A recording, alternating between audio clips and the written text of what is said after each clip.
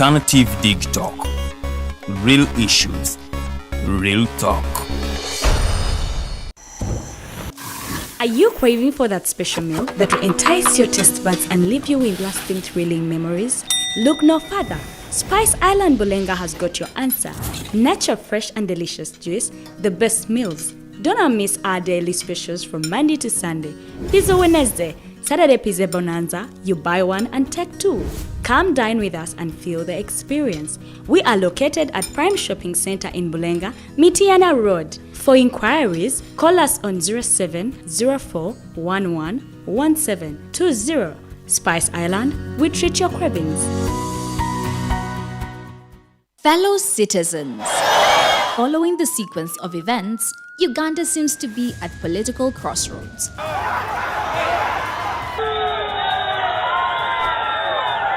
I'm not a servant of anybody. Madam, I know the law. As such, Alternative Digital brings you the Interface Show with retired Colonel Dr. Ky'entebbe. Let's keep on the same page on Alternative Digitalk. As he gives you the alternatives on the transition question, rule of law, human rights and freedom, youth inclusion in governance, economic stagnation, as he confirms. I'll be always here, Saturday from 10 a.m. in the morning. Be there. Don't miss the live discussion on the Alternative Uganda, Digitalk TV Facebook pages, and the Alternative Uganda YouTube channel.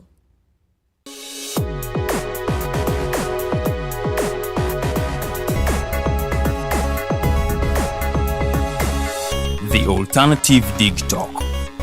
Real issues, real talk.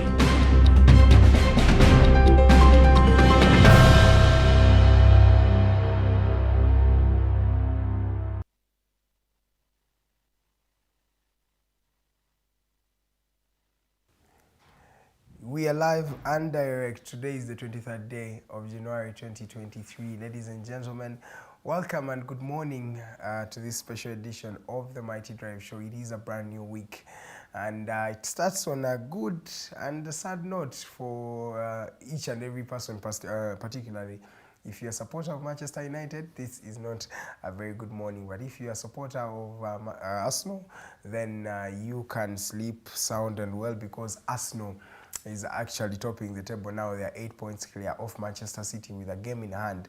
That means if they are to hypothetically clear that game, that means Arsenal will be going 11 points clear on top of the English Premier League table. That is going to be the first time they are doing this since 2004. That was the last time they actually won a title, in 2004, when they did that remarkable season that they called the Unbeatable, where they were unbeatable and they were able to be dubbed the Invisible. So congratulations to Arsenal and for everything they are doing right there. Naitubaniriza nnyo ku Digitalk TV.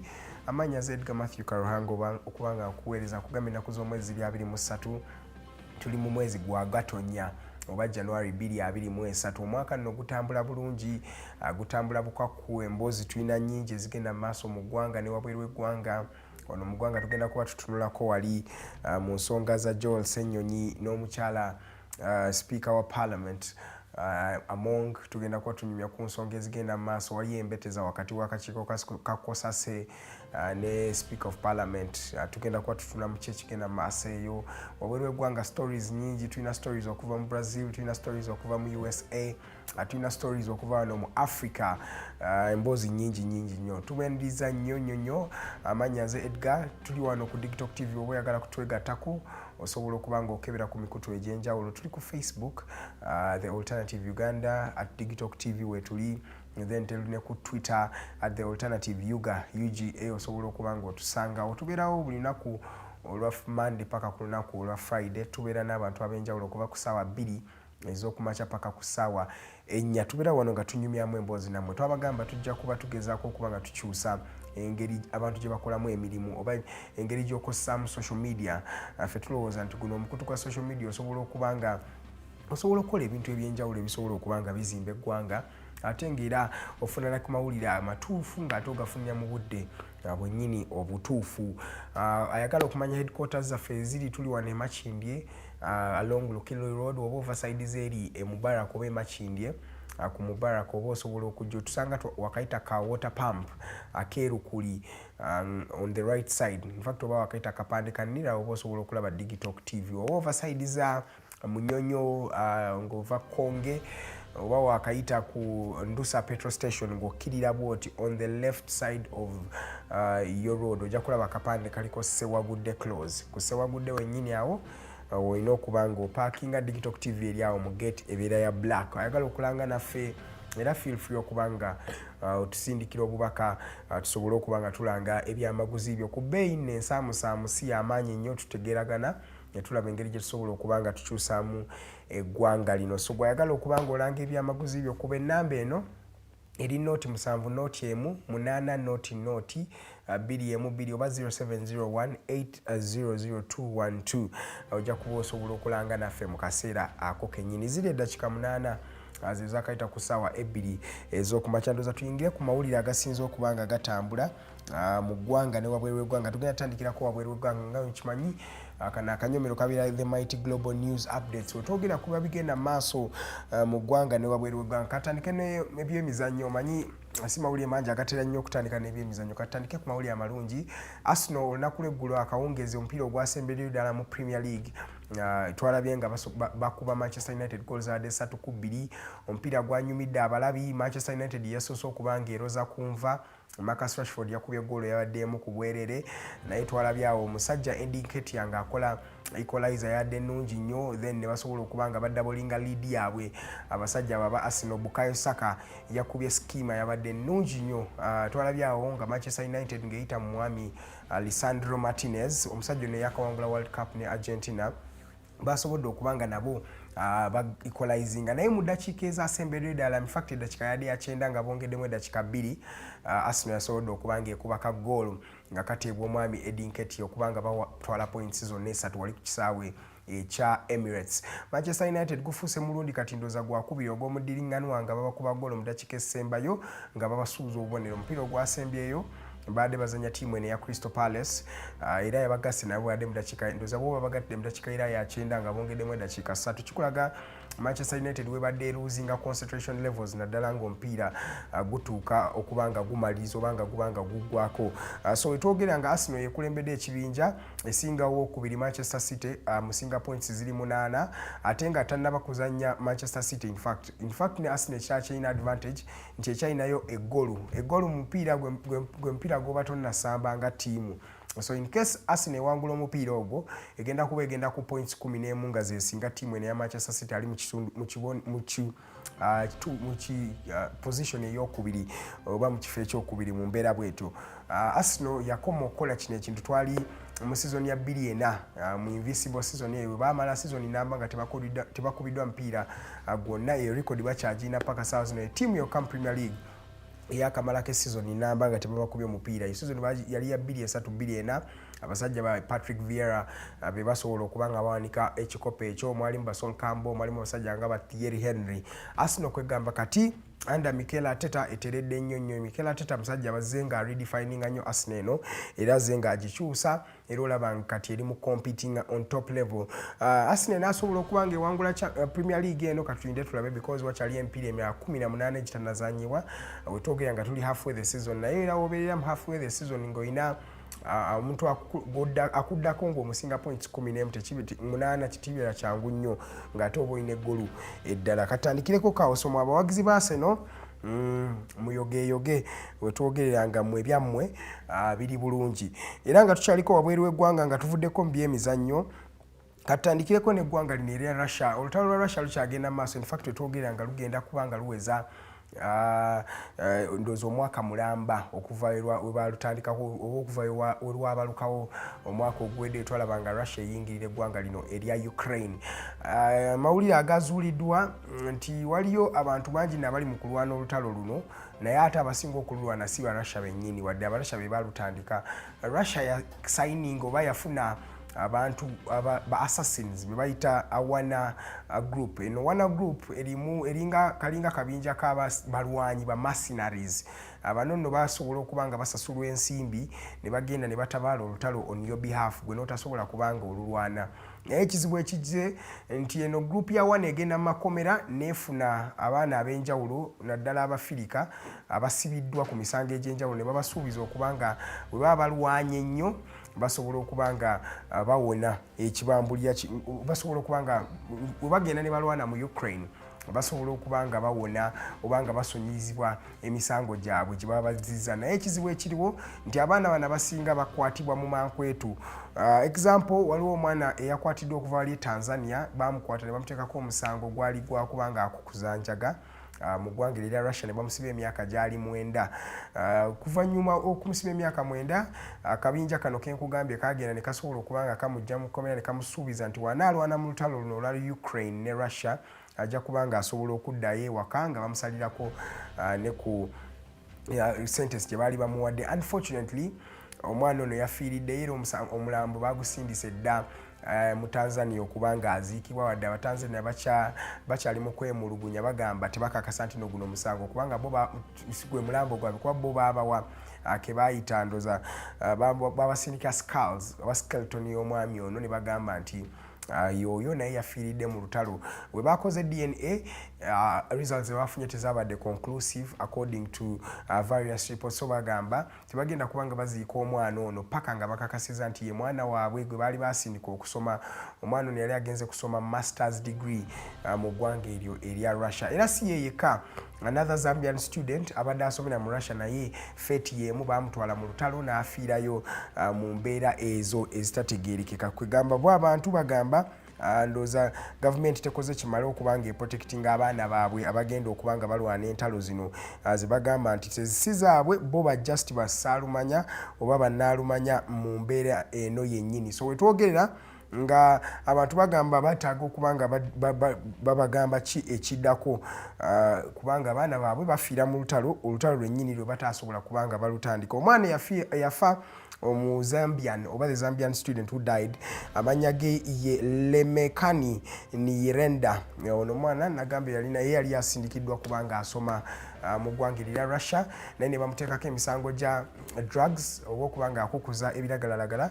After we bamugjayo eyo ne bayita emabega okusobola okubanga bamusayiningisa asobola okubanga yegattaka n'akabinja kawana kyafiiridde ng'agezaako okubanga alwanira olutalo lwennyini lwataategeera oba lwataamanyako mayitire mu mbeera bwetyo. So mmwe abalina abaana bammwe nga bali Russia bagezaako okubanga basoma oba nga bakola ebintu ebyenjawulo mbabuuzeeko bali batya kuba ennaku zino emisango gino gye babateekako bonna the common denominator gye balina nti omusango gwe babateekako gwe musango gw'okukukusa enjaga oba ebiragalalagala.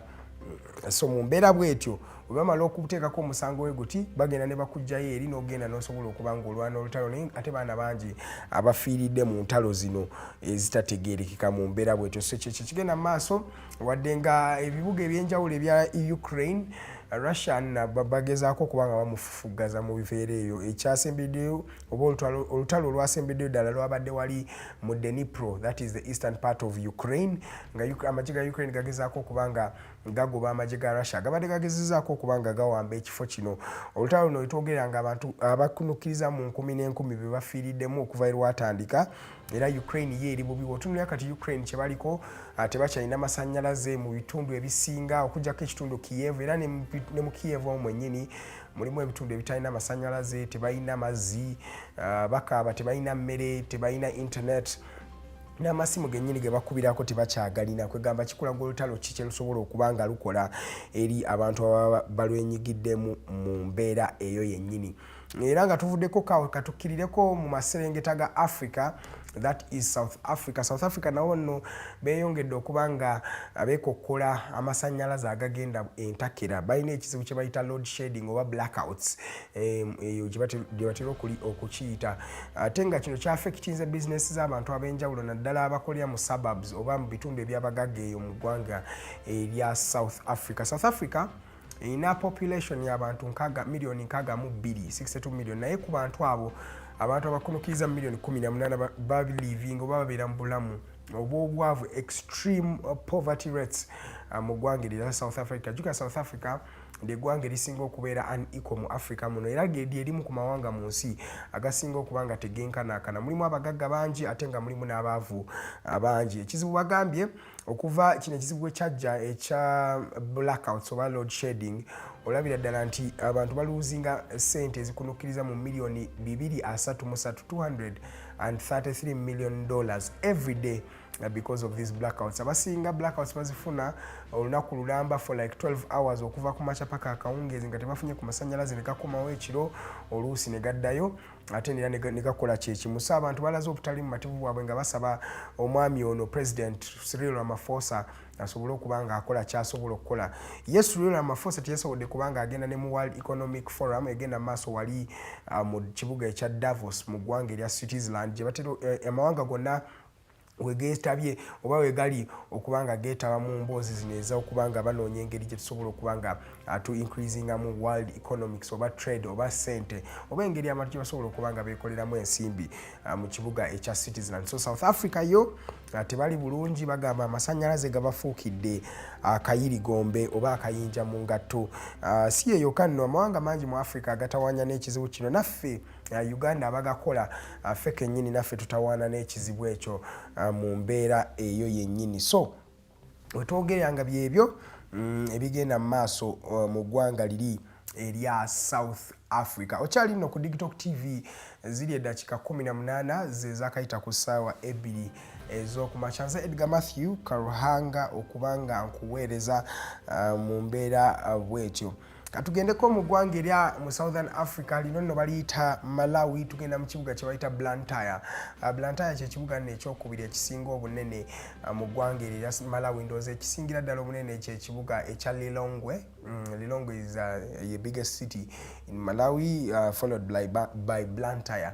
Mu kibuga Blantyre bakutte oba waliwo omwami Omudachi ava mu ggwanga erya Netherlands eyajjanga missionary mu kibuga ekyo. Omwami ono bamuyita WIM. WIM yali sponsored by an organization called Timotheus. Timotheus kitongole kisponsoringa ba missionaries okuba nga bagenda ne babuulira enjiri mu bitundu ebyekubidde oba ebyesuulidde eggwanga lyabwe erya Netherlands. Netherlands eno nno si nnene nnyo, naye abantu abasingamu si nabalokole, naye balinamu era a quarter of the population bakkiriza mu njiri eno eya Yesu Kristo okuba nga yeyajja okununula ensi, era buli ali mukkiriza n'asobola okuba nga agenda mu ggulu. So omwami ono yasalawo ajje aweereze endowooza eyo agende mu ggwanga lino erya Malawi spreading the gospel.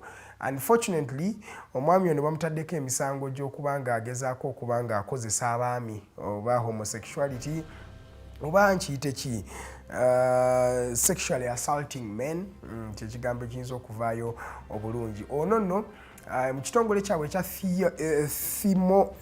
Timotheus, ekitongole kino kitera okuyamba abantu mu kubuulira enjiri naye ate kisponsoringa n'abaana ab'enjawulo mu ggwanga erya Malawi. So mu baana bano omwami ono bamutaddeko omusango gw'okuba nga agezaako okuba nga abateeka mu bikolwa bitali birungi oba nga agezaako okuba nga abasaltinga ng'omwami mu mbeera bwetyo. Naye ekiriwo nti atali nti akwata abaana bato, abaana bonna abamutadde bayite n'abasajja kuba bonna bali mu myaka egikunukkiriza 18 okweyongerayo, bonna ba victims be. Bano nabadde abagamba bakole endooza ebintu ebitali birungi eri basajja bannaabwe oba eri ye nga abasasulamu ensimbi era nga abasuubiza okuba nga n'abayamba maaso eyo. Naye era emisango gino egisinze tegyamukonvictinze. Ekisooka omwana ono bagamba muntu mukulu era abadde n'abantu bakulu, kyekisooka babadde agezaako okuba nga assaultinga kyetuba tugamba bakwa assaultinga sexual assaulting them bano abantu bonna badde ba student bali ku scholarships era emisango egisinga tegyakutteyo mu njogera eno ey'ekivubuka ennaku zino oba tegyamukutte because abantu badde nabo abadde bantu bategeera naye kikulaga abantu abasinga abadde beerimbise mu mulimu guno ogw'okuba nga babulira enjiri ebikola bye bakola ne wano mu ggwanga lyennyini erya Uganda ndooza wiiki ewedde atwalaba omukyalo okuva mu Lativia yakwatibwa yeeyita omusumba wano mu ggwanga erya Uganda era ne kati bamaze dde okuba nga bamukwata era ali ku remand e Luzira agenda kuba nga abitebya omuzungu ono bamukwatira mu nsonga ki yavaayo n'alaga nti no pastor oba yeeyita omusumba yamukaka omukwano kwegambe ennaku zino abantu abajja nga babuulira enjiri ate kikwewuunyisa okuba nga ndooza enjiri gye babuulira si ntuufu oba si nnuŋŋamu mu mbeera eyo yennyini nga tuvuddekoko mu ggwanga eryo erya Malawi tugendeko mu ggwanga erya United States of America wali mu kibuga ekya California wabaddewo ndooza ennaku 2 emabega olunaku lw'eggulo nga lukya oba ekiro ekyakeeseza olunaku lw'ejjo olwa Sunday wabaddewo shootings ezabadde wali mu Monterey Park kiri mu kibuga ekya California mu kibuga ekya Los Angeles mu ssaza erya California wali mu ggwanga erya United States abaana 10 oba abantu 10 batiddwa on spot omuchina waliwo omuchina wa person of Asian descent sikenda kwogera muchina naye omwami nga wa Asian decency oba nga ava Asia ngali mu ggwanga lino erya United States yesuddemu julume n'asobola okuba nga akuba abantu 10 amasasi agabatiddewo ate naye yamaze ne yejjawo mu bulamu obwensi bakikonfaminze ekiro ekikeeseza olunaku olwaleero we bagenze mu kimotoka we badde bamusuubira ne basanga nga naye yabadde yamaze dde okuba nga yeekuba ekyasi nga yejja mu bulamu buno obwensi we twogerera nga poliisi ya America etandise okuba nga ebakana n'ogw'okunoonyereza ku kiki oba mbeera ki eyaleetedde omwami ono okuba nga akuba banne 10 n'abajja mu bulamu bwensi si gwe gusoose nga tulaba mass shootings mu ggwanga lino erya United States mirundi mingi tulabe n'abaana abato nga bagezaako okuba nga batta bannaabwe abaana bannaabwe mu mbeera eyo yennyini ekizibu ekiri ku United States nti emirembe beewa mingi oba baabawa mingi mu America osobola okugenda n'ogula emmundu nga wogenda n'ogula akagaati ku dduuka so omuntu asobola okugenda neyeegulira emmundu n'abeera nayo ndooza kyekireetedde embete zino abantu okuba nga buli ssaawa olaba nga waliyo gun violence mu ggwanga lino erya America. Gun violence ensinze ebadde ebeeranga kuba blacks naye ennaku zino n'abazungu beekuba amasasi n'aba Asians ababeera mu ggwanga erya United States era bali ku mbeera y'emu kwegamba abantu 10 bo bafudde wali mu Monterey Park mu kibuga ekya Los Angeles mu kisaza erya California mu ggwanga erya United States of America. Ziri 24 zezakayita ku ssaawa 2 gwe yakatwegattako tukyali mu kanyomero ke bayita the Mighty Global News Updates we tukubuulira biki ebiba bifa mu ggwanga ne wabweru w'eggwanga mu mawulire ge tukuwa buli lunaku mu mbeera eyo tukome wano mu ggwanga ndooza naye nga tetunavayo kasooka tugendeko Brazil abawagizi ba Bolsonaro n'abawa story eno baadde beekalakaasa paka ssaawa zino bakyali mu kwekalakaasa wadde president aliko Lula da Silva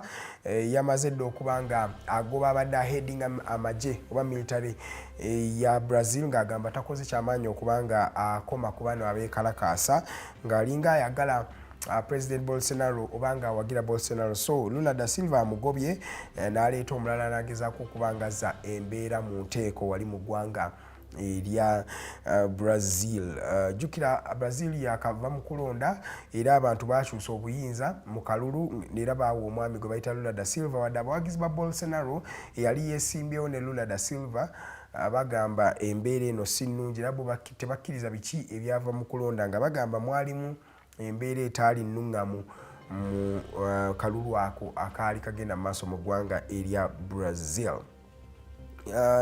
Ndooza gigamawulire ge tulinako okuva wabweru w'eggwanga okujjako era waliwo statistic aba Afrobarometer abagezaako okuba nga banoonyereza ku nsonga eziba zigenda mu maaso mu ggwanga ne mu Africa especially on the continent bafulumiza okunoonyereza nga balaga nti lived poverty rates in Africa zeeyongedde okuba nga zeeyongera waggulu bulijjo zibadde ziri waggulu naye ate zeeyongedde. Lived poverty rates kitegeeza ki? Mu Africa muno mulimu abantu nga okuva we bazaaliddwa paka we bakuze ne we bali ssaawa zino ng'obulamu bwe babaddemu bwakyavu nga buli kimu balina need gye beetaaga oba balina ebyo beetaaga obanga obwavu babuliivinze nga bwafuuka part of their lifestyle nti omuntu wakulira mu mbeera okuva wazaaliddwa paka waali nga emmere gy'alya temumala nga wasula si walungi nga basic needs nga shelter tazirina nga abamu tebalina na ndoza ebintu ebiri basic ng'ebyokwambala ng'ekyokulya kwegamba lived poverty ng'omuntu abadde mu bulamu bw'ekyavu nga talina kitala ky'amanyi. Rates mu Africa zeeyongedde globally naddala ku continent eya Africa. Otunula mawanga ag'enjawulo according to Afrobarometer ekitongole ekinoonyereza ku nsonga bwe ziti bakakasiza nti no lived poverty rates ziri mu kweyongera buli lunaku kwegamba abantu ababeera mu bulamu nga bwa inadequacy nga bwakyavu okuva bazaaliddwa paka we bali zeeyongedde ddala ndowooza eno statistic bantu bangi bagitegeera mu Africa wano kyokula nze nsiba nnyo nga ngamba abantu nti already okuba ng'ozaaliddwa mu Africa obulamu buba bukulembedde. That is the truth. You are born nga you already 2-0 down. In fact, surviving in Africa n'obeerawo olunaku olw'enkya already owangudde woba oli mu continent eno eya Africa. Tuli ku continent gye twogerako nga ekisooka basic health care ekyali nfu, tukyali ku continent nga amazzi tegaliiwo, there are some basic needs nga teziriiwo. We are still in a continent where people live on less than $1 a day. Kwegamba waliyo omuntu ng'abeerera ku siringi ng'$2,000 oba n'olukumi. In fact waliyo abantu ng'amala n'omwezi mulamba nga takutte $2,000. Twogera ku Africa wano we tuli. Kwegamba lived poverty rates ziri alarming. Kati mu abandaba olunaku luno olwaleero onaakikolera ki ensonga eno kuba yeegenda mu maaso ate si yakukoma essaawa zino oba anytime from now. Era mu ggwanga erya Zimbabwe waliwo omwana yafunye olubuto, omwana wa myaka 8 yazadde omwana, in fact sinakufuna lubuto tugambe yazadde wadde yazadde by cesarean section 8 years mu kibuga ekya Bindura mu ggwanga erya Zimbabwe. Omwana ono yazadde omwana ono yakwatibwa abaami 2 ku myaka gye 8. Wali abaami 2 abaamukwata wadde nabo tebannakwatibwa gavumenti ya Zimbabwe naye baamukwata ne basobola okuba nga bamufunisa olubuto. Omwana ono yazadde mwana munne kubanga ku myaka 8 woozaala kiba kyewuunyisa nnyo naddala ku continent ey'abaana b'abaddugavu. 8 years someone is getting pregnant, that is in Zimbabwe unfortunately. Bigenda maaso ebyo. Ndowooza tumalirize ne story ya Paul Biya wabweru w'eggwanga. Paul Biya ye president wa Cameroon. Omwami ono yazaalibwa mu mwaka gwa 1933. We twogerera kati awezezza emyaka 9 akyali president wa Cameroon. Yatandika okufuga eggwanga lino lya Cameroon mu mwaka gwali gwa 1982. That means amaze ku bukulembeze bw'eggwanga lino lya Cameroon emyaka 41. Akavidiyo kasafasinze wiiki ewedde eyo nga Paul Biya yeeswaza ku US Africa Convention oba mujijukira conference eyo yali ya African leaders. The President Museveni yaliyo okuba nga representinga Uganda. Paul Biya bamuwa akatuuti asobole okuba nga abuuza ku bantu oba ayogere ne abantu abali mu conference eno. Paul Biya nga talina kyasobola kuba nga ayogera. Paul Biya yabeerawo okumala eddakiika ezikunukkiriza mu 3 atudde atasobola kubanga express nga tategeera na waali kuba yali abuuza n'okubuuza ndiwa nga bamuddamu bamugamba ssebo oli ku conference ensi yonna ekutunuulidde waliwo minisita ba president bonna bali mu kulaba.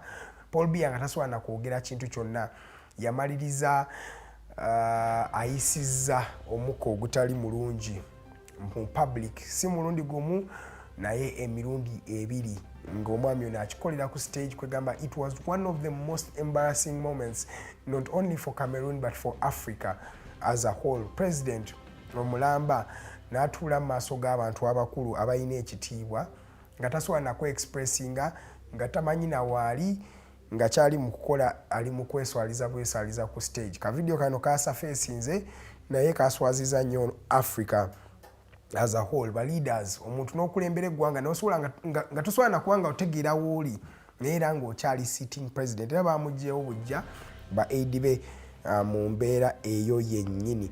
Ndowooza ge gamawulire ge tulinako okuva wabweru w'eggwanga wano mu kanyomero akamaiti Global News Updates. Tugenda kuba twogera ku nsonga ez'enjawulo mu ggwanga wano Entebbe Airport. Mumanye ebigenda mu maaso eyo, abantu balaze obutali bumativu bwabwe ku extortion ne corruption n'obubbi obuli ku airport ya Uganda. In fact airport yoka gye tulina practical abantu bonna gye bakozesa eya Entebbe International Airport. Kiki ekigenda mu maaso awo tugenda kuba nga tutunulamu n'akakiiko ka Kosase ne speaker wali emigozo bano. Speaker agamba akakiiko kano tekakoze kimala kubanga kanoonyereza, naye akoogerera agamba ate kakoze buli kimu, naye speaker alabika alina kyekubiira. Waliwo ensonga zatayagala zibeere table, waliwo reports zatayagala boogereko, naye ate waliwo reports endala zakkiririzaamu.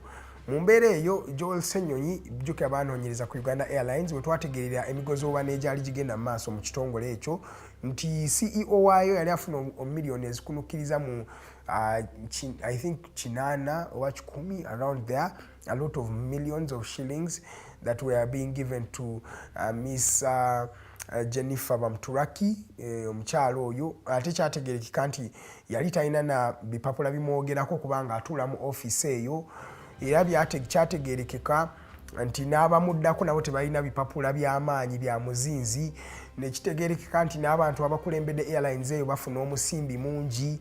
Akwegamba bingi ebibadde bigenda mu maaso. Ye speaker agamba bano tebakoze mulimu gumala.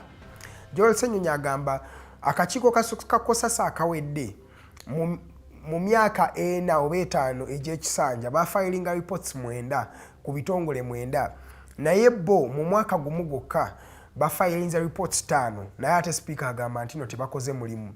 Ekyo ndowooza ye yadde yeebuuza how do you equate it. Nze okubanga mu mwaka gumu nkoze reports 5, n'agamba akebeddeko mu UNRWA, bakeberako ku airport, bakolako report ku Uganda Airlines ne reports endala 2, naye ate oli balibo bano bogamba mbu tebakoze nnyo, bakoze reports 5, banoonyereza ku bitongole 5 mu mwaka gumu, ate nga boowaana bo banoonyereza ku bitongole 9 mu myaka 5. Kiba kikolagana kityawo. Era tulina ne First Son akyeyongera okuba nga atwitinga, naye atwitinga bw'ajjayo ebimu. Waliwo yadde ayogedde awo nti tewali amutiisa, ne taata we kennyini waba ayagala kumugoba amugobe. Bitegeeza ki muhozi byali mu kwogera. Yabaddeko ne mu kibuga Embaale, twalabye processions ez'enjawulo, yaleseeyo millions ezisukka mu 2 ziyambeko abeeyo ne churches eyo okubanga nazo azeetereza. N'akola kakuyege yabadde mungi Embaale, abantu baadde bangi, t-shirts za yellow nga zirabika Team MK. A sitting general in the UPDF akyagezaako okubanga akola ebintu webiti nga teri naamugambako. Akitegeeza ki eri Uganda, era tulaga waffe nga bannayuganda ne Africa as a whole, wetulaba ebintu webiti ebigenda mu maaso, nga tulina ba presidents abatudde nga takyalina kya decidinga naye nga akyakyali mu buyinza. What does it mean for the continent and as a whole? So please do tune in, tugenda kuba twogera ku nsonga zino paka ssaawa 4 ez'okumakya. Nze Edgar kansuubira omukyala Farida Bikobera okuneegattako n'omwami Rogers tulyahabwe. Tugenda kuba nga tunyumya mpaka zigenda kubeera ssaawa 3 ez'okumakya. Ziri eddakiika 35 zezaakayita ku ssaawa 2 ez'okumakya. Let's go in for a short commercial break. We shall be right back.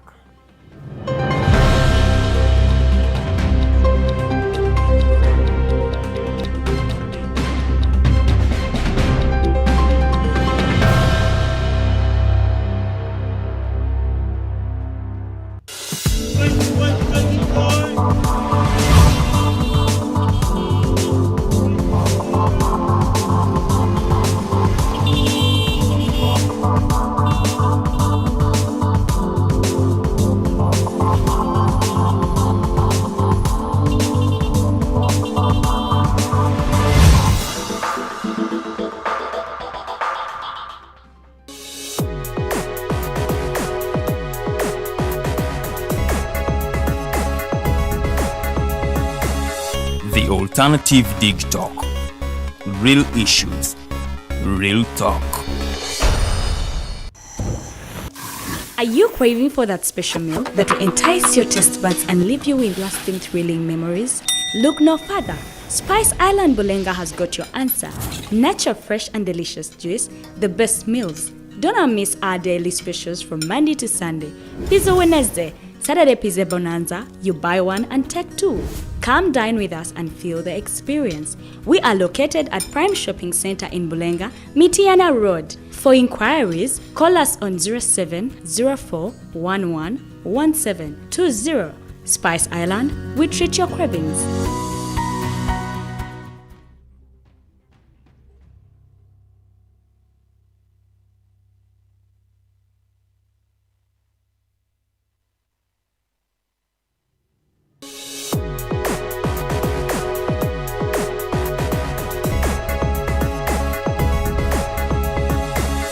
The alternative Digitalk. Real issues, real talk.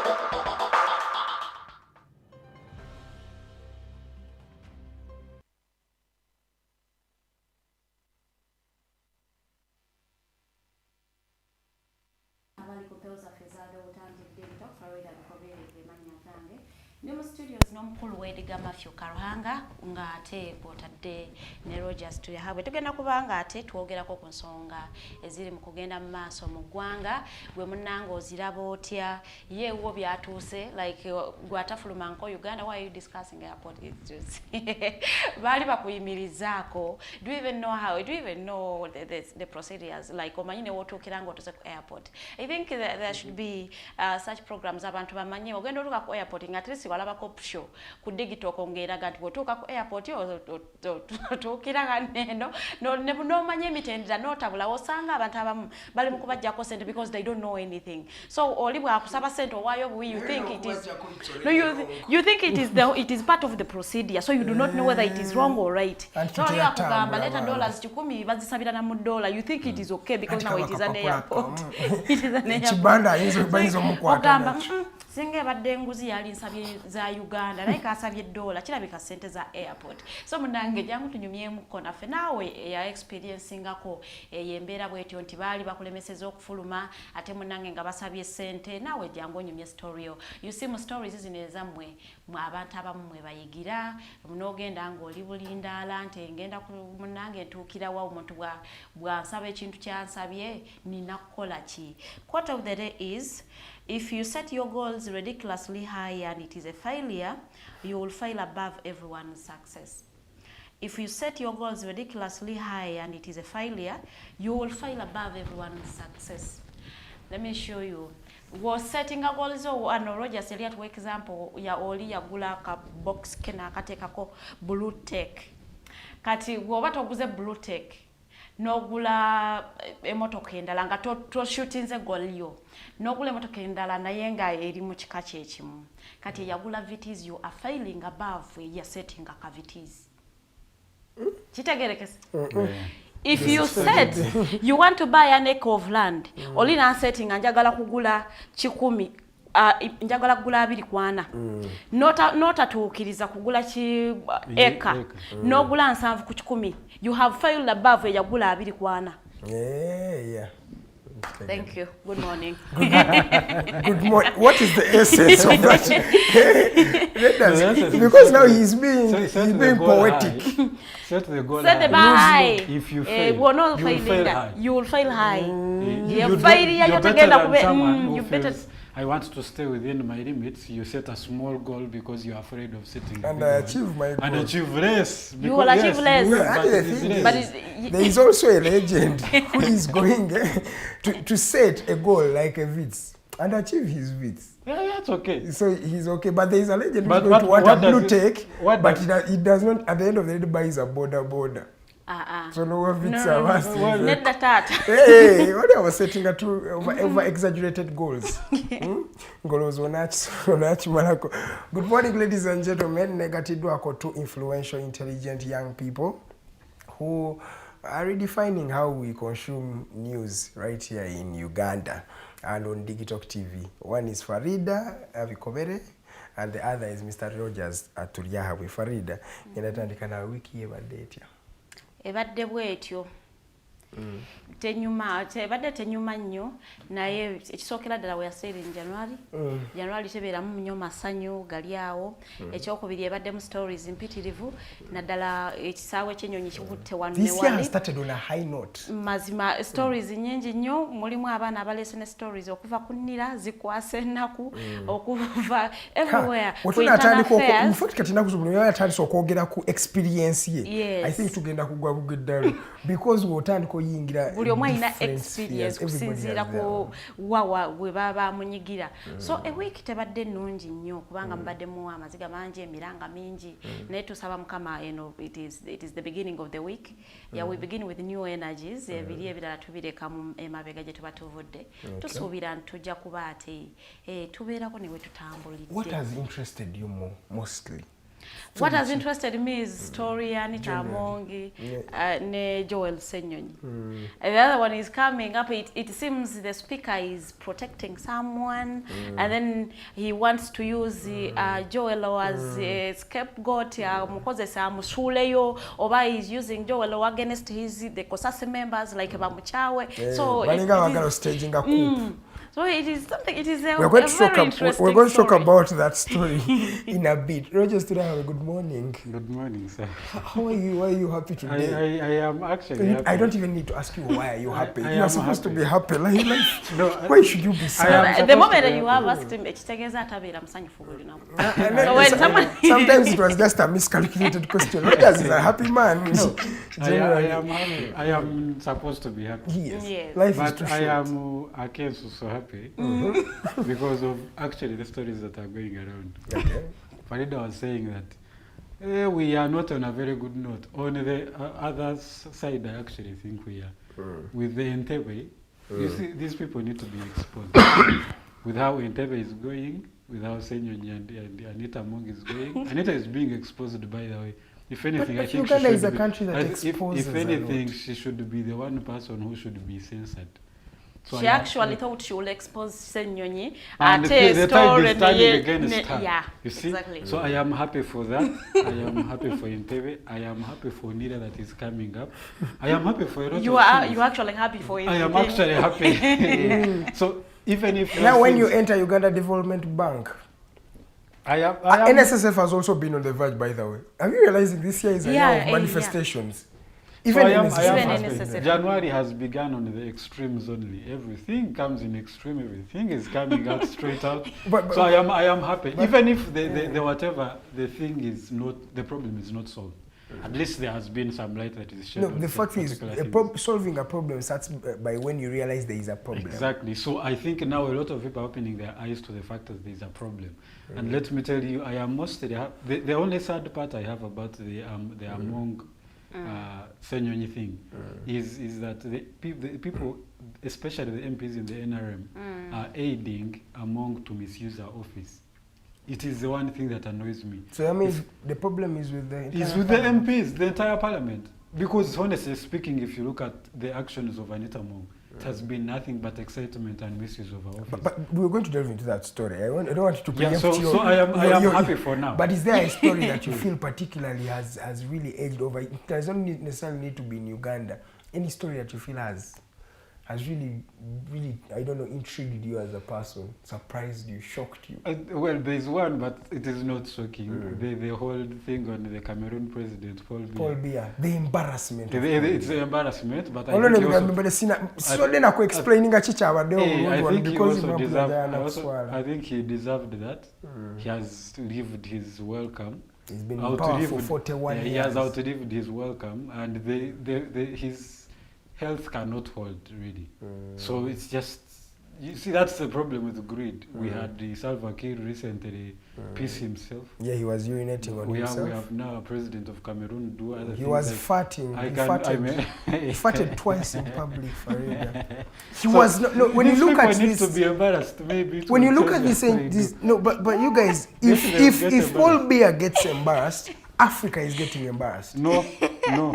Cameroon is getting embarrassed. He's getting embarrassed. Yeah, but even Africa is getting embarrassed. No, as him. This as gentleman is a president of a country, and he did not know where he was. Is Africa keeping And him in he power? even mentioned in his statement Is that Africa I keeping him didn't in sign power? up for this. He didn't request for that. Request for what exactly? To be there, because Yada Gamba Aidway. He is I a head did of not. state. And he's He speaking requested- this. Listen, when he's he wanted speaking to be these president things. of a country, he People are requested for hearing it. him.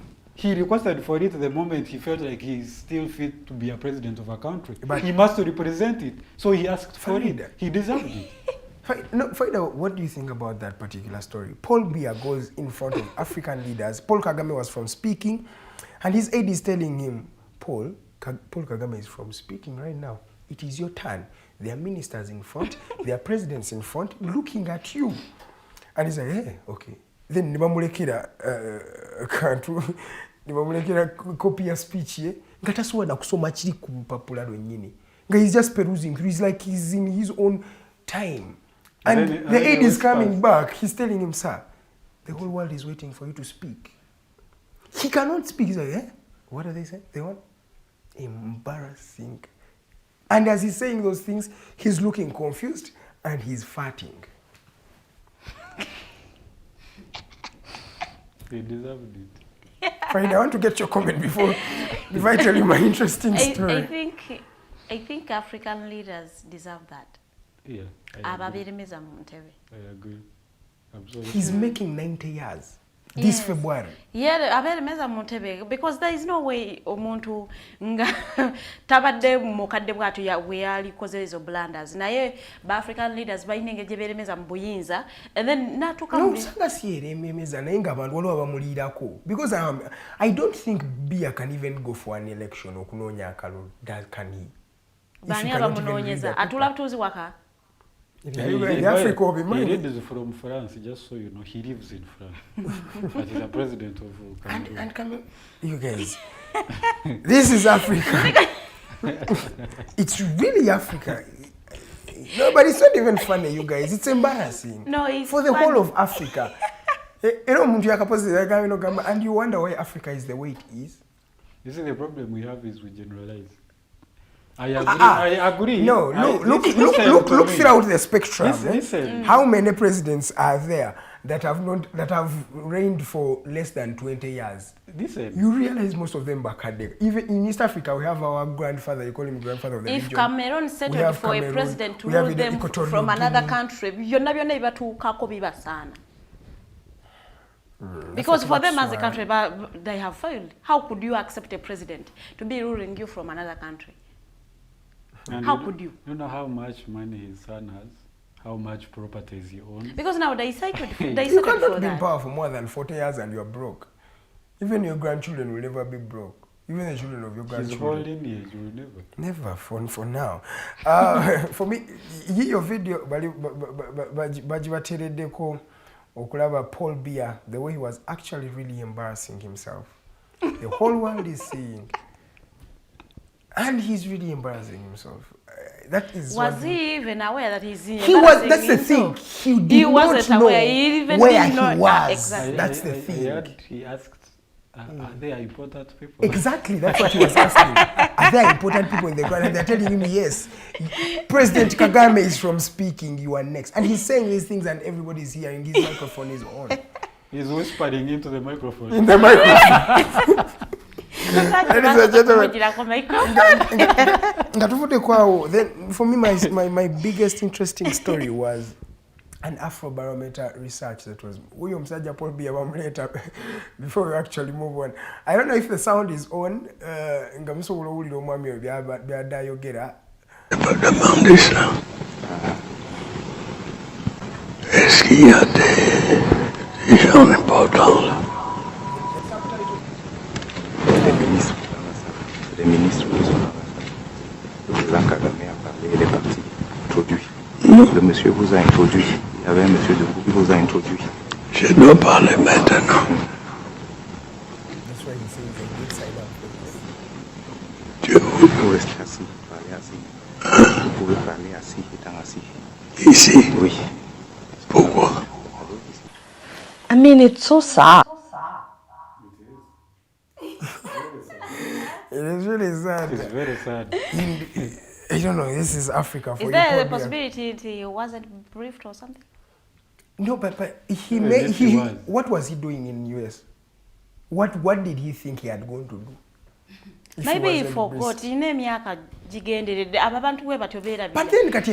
then I think then Cameroon has a problem. Can't you send a representative to represent a gentleman like that? You know I thought his ID would just say like I think he should have a vice president. I know Kubanga in a prime minister, in a speaker of parliament, in a minister. You have anybody who can represent you other than Paul Biya yourself, because you know you don't have the ability to really pull it off. But that is Paul Biya for you, Cameroon president. But the president wa Cameroon okumala emyaka 4 gumu yazalibwa mwaka gwali gwa 1933, I think around 13th February. So agenda kuba weze emyaka 9 ya this particular year. Abadde mbuyinze je emyaka jonna. Naye katuve ku your story. So my interesting one, Farida, was an Afrobarometer report that has shown that lived poverty in Africa yeyongeredde ddala. What do we mean by lived poverty? Lived poverty is the rate at which people continue to be poor in Africa until yabadde mwavu kuva wazalidwa. Abakuliddemu bwavu. Exactly. Thank you. That's the right word to use. Nti oli ate sina bwavu buno nti waliwo abantu abeyita abavu naye nga sina bwavu. But there are people who nga basic needs tozina okuze to oli in shortage of basic needs. Betulaba abakubye ebiveera ku makubo abasulamu. You don't have shelter. You don't have water. Kugamba nga basics ezo omuntu ze yalibadde nazo tozina ezo rates zeyongeredde ddala obwavu obwo. But it shows you the magnitude of how much it costs to live in Africa. Nti omuntu kuva wansi kuva buto obeera oli mu living a needy life, inadequate life, nga n'ekyokulya tekiwera naye nga ate ogenda kukula naye ng'ogenda competinga n'omuntu alina franchise nga tugambe eriwa Warner Brothers abayingiza billions of dollars. Kyewuunyisa abagagga tebazaala nnyo kati omwavu ozaala omwana wo n'akulira mu bwavu obwo naye n'azaala. But that assertion is wrong. Broke people don't have time. They have. Unemployed people have time. I'm telling poor people broke. Olinga ali mukuyi ya bulamu. I know people who wake up at 5 and sleep at midnight every day. Ngabambi anonyeza kiguli ya magala diba.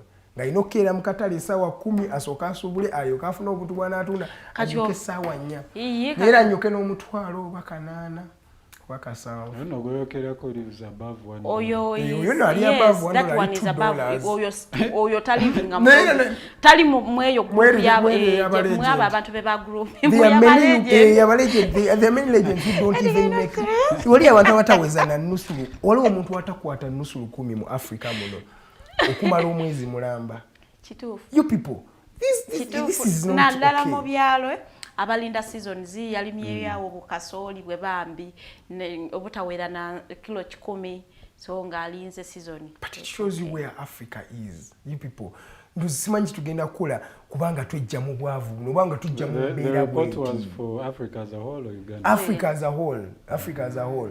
Nga bakulaga Uganda, you know your poverty index as well. You are not okay. Temwebuza. Uganda is high. Ate Uganda nafe tuli mu binyo. Uganda middle income status. Middle income status. But these things, by the way, we see them as things that are small.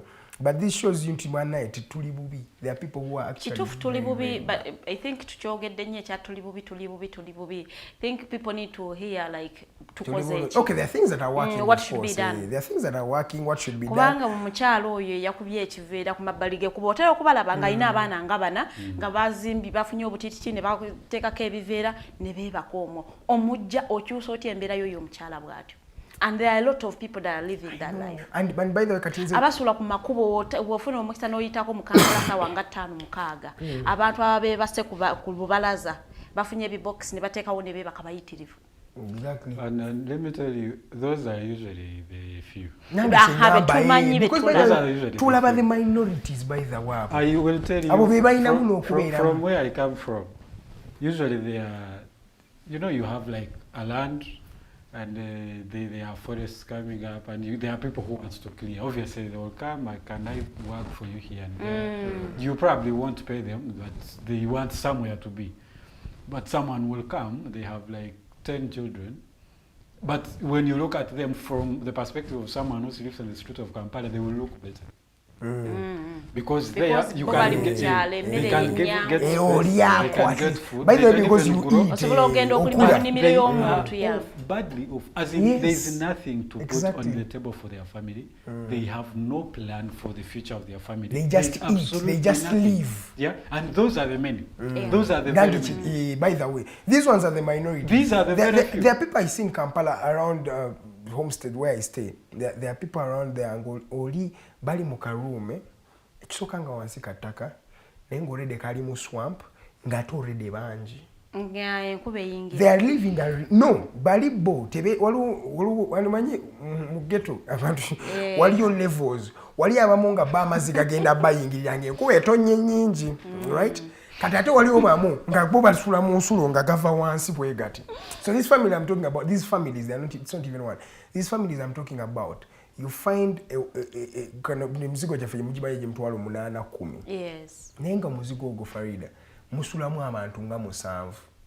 Nga mulimu like a head of family. Kati mulimu ne omukyala we gwe yafuna balina abaana baabwe kati abalina n'akasista kaabwe ak'omwana ak'omukyala nako kajja n'abaana babiri. You find people babies and every time it just threatens to rain, even if it drizzles, because woba osula mu nsulo, even when it drizzles amazzi go gavaayo eri wansi. So the fact is these people pray every day for rain not to fall. You see the level of destitute that we have in this country. Kati ate balina mu Kampala oyasobola okugamba nti ayina n'omulimu ogumuwayo ndowooza omutwalo ng'agenze ku site n'apoota. Ate omunaana gwasasula agujjawa. Okitegeera naye waliyo baali ono baayogeddeko nga bo ekirungi kye balina mbu Mukama yatuwa an agricultural country that ojja kufuna okulya. What they will do literally is, because they usually call all of us muzee. Yeah, for as long as akunoonya ak'okulya. Most of the time. So what they will do is they will offer to do somewhere, and in turn you're going to give them like a sack of sack of posho, like a big one. Oh. So you bakolera mmere, you are in butter trade. No butter na mmere. You aren't changing but it's the mode of trade. Yeah, if they want to do an extensive, that's the value of food. That's when you know how food is valuable. If they want to do an extensive part, there are chances you will now you're going to give them some money. But for the beginning, usually when they are coming, they will say, I can do this and that, I can see you have this problem, I can help. For the meantime, you can give me food. Usually that's the beginning. Yeah, I know, by the way, I've had that. I've heard of stories like that. No, gendo yongera ko mpola kati. Badde nsaba lero mpeeko ntono mpeyo n'olukumi siyina sabuni. Exactly. There are people who work for 20k a month. Naye omuntu asasula omukozi emitwalo 2 omwezi. It's really embarrassing. But before we go for a break, another interesting story is that, guys, abana abagende ebweru mu Russia okusoma abana kati babateekako emisango egiri Trump tap ne babatwala mu lutalo lwa Ukraine. Did these people start a war where, because when you look at the entire war naddala ya Ukraine Russia abantu abalwanira, they are not entirely Russians that are fighting that war. They are getting militia groups, but they are also getting young people to get Rogers afunye masters scholarship agenda asome eyo bakuteekako omusango gwa scholarships nga ziri intentional. I don't know if that's it. What they do is, because now they have had like 5 victims who are known. I think waliwo manyu abantu abatano bategerekeka. Kitegeeza wali abala. They are like 100 abatanategerekeka. Oba kitegeera. And all these have a common denominator as you come in. They have a common denominator. They are all students, most of them. Most of them are Africans. And most of them babatadeko musango gwa drug trafficking and drug abuse. They all have a common thing. Kutambuza njaga. Ne batekako emyaka mingi after ne bakuletea deal mu community jangu olwane bona ava mu lutalo tugenda kujjako emisango lyokodde yewamu. That's something. That's literally what I actually wanted to say. They give you, they put you your charge bajikuwa ne bakugamba oyina omusango bwe guti tugenda kusaba emyaka 5. But there's always that but. If you come and fight, emyaka 5 will forget. And yet you are going to die. And most of them have died. Because you haven't trained, why wouldn't you die? And iranda bazadde bagamba abana tuba training anko bintu bya lutalo talina kye yale takwata anko ku mundu. You're just looking for infantry. Ate mwe bateeka wali ku forefront. Ngamba infantry. Mwabe ebigere mwabalumba olutalo lwennyini wakati ne mululwana. You are the people who are dying. You are the body of the war. Yeah. Literally, you are the ones who are fighting the war. That's what you are dying. Yes. These ones are driving what? They are throwing bombs and what? You are the infantry. Bakwata mundu gwagenda soka front line. Oh God. Yeah, but you see, I don't know. Guys, simanye chobwa tugenda chikola che because I don't think there is a unitary government that is going to fight for us in that particular regard. Ogenze biyo bakukute Africa tebalinga America nti one United States citizen is worth how many enemy soldiers? 1,000? That's how they say. I've been hearing the news, especially the people, the US citizens, they had been bringing back. One person like this, the whole country will make noise. Exactly. And when they bring them back, it feels like an independence day for an African country. That is how serious they are with their citizens. And for us, that's how unserious you are with your citizens. You're going in Africa is always, if you are alive in Africa, you have already won. You have already won. You are winning. The rest is history. Let's go in for a short commercial break. When we come back, we start to look at the domestic affairs in the country. What is the feud between Kosase, headed by Joel Ssenyonyi, a member of Parliament of Nakawa West, and the Speaker of Parliament, Anita Annette Among. What is going on there? How can we solve this? And maybe what does it mean to the political spectrum of Uganda? My name is Edgar. I'm with Farida Bikobere and Mr. Rogers Tulahaba. Let's go for a break. We shall be right back.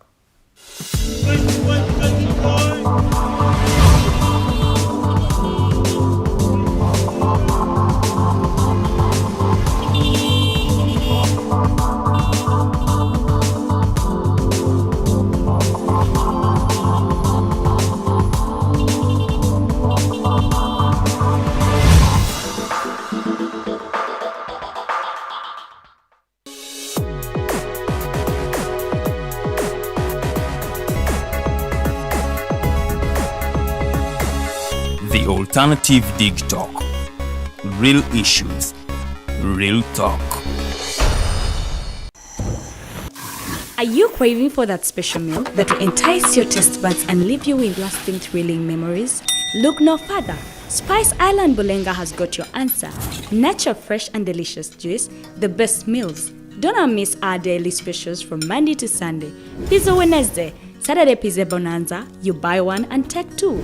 Come dine with us and feel the experience. We are located at Prime Shopping Center in Bulenga, Mitiana Road. For inquiries, call us on 0704111720. Spice Island, we treat your cravings. Fellow citizens, following the sequence of events, Uganda seems to be at political crossroads.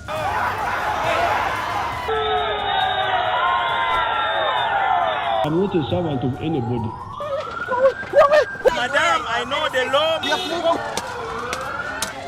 As such, Alternative Digitalk brings you the Interface Show with retired Colonel Dr. Ky'entebbe. Let's keep on the same page on Alternative Digitalk, As he gives you the alternatives on the transition question, rule of law, human rights and freedom, youth inclusion in governance, economic stagnation, as he confirms. I'll be always here Saturday from 10 a.m. in the morning. Be there. Don't miss the live discussion on the Alternative Uganda, Digitalk TV Facebook pages, and the Alternative Uganda YouTube channel.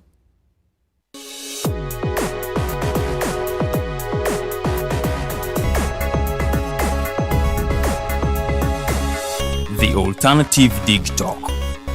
Real issues, real talk.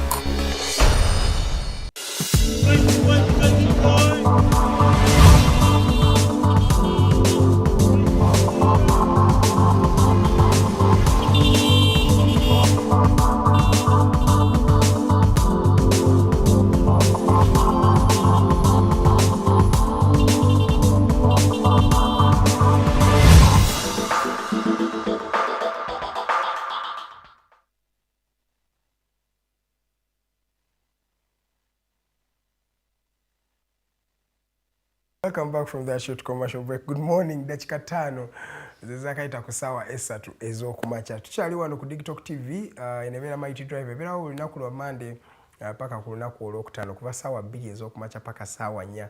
Tubeerawo nga tunyumya ku stories eziba zisinze okutambula mu ggwanga Uganda ne wabweru w'eggwanga. Katandikire wano mu ggwanga tubadde twogera ku nsonga ya akakiiko ka Ssenyonyi. Akakiiko ka Ssenyonyi kadde kanoonyerezanga mu bitongole bya gavumenti eby'enjawulo era kafilinze reports naye abantu bangi boogera byabwe.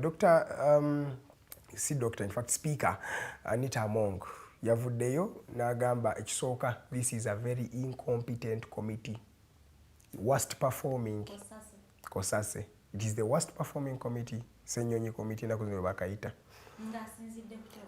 Reports zabawaddeyo ntono, okunoonyereza kutukubadde conclusive nnyo, ate ne reports ezimu zibadde leaked ye bw'agamba Anita Among era tezigenda kubeera considered ku parliament. Esiyookera ddala ye ya Uganda Airlines era yagigaana okuba nga bagitebolinga ng'agamba this is a public entity, yes, but it's also a business.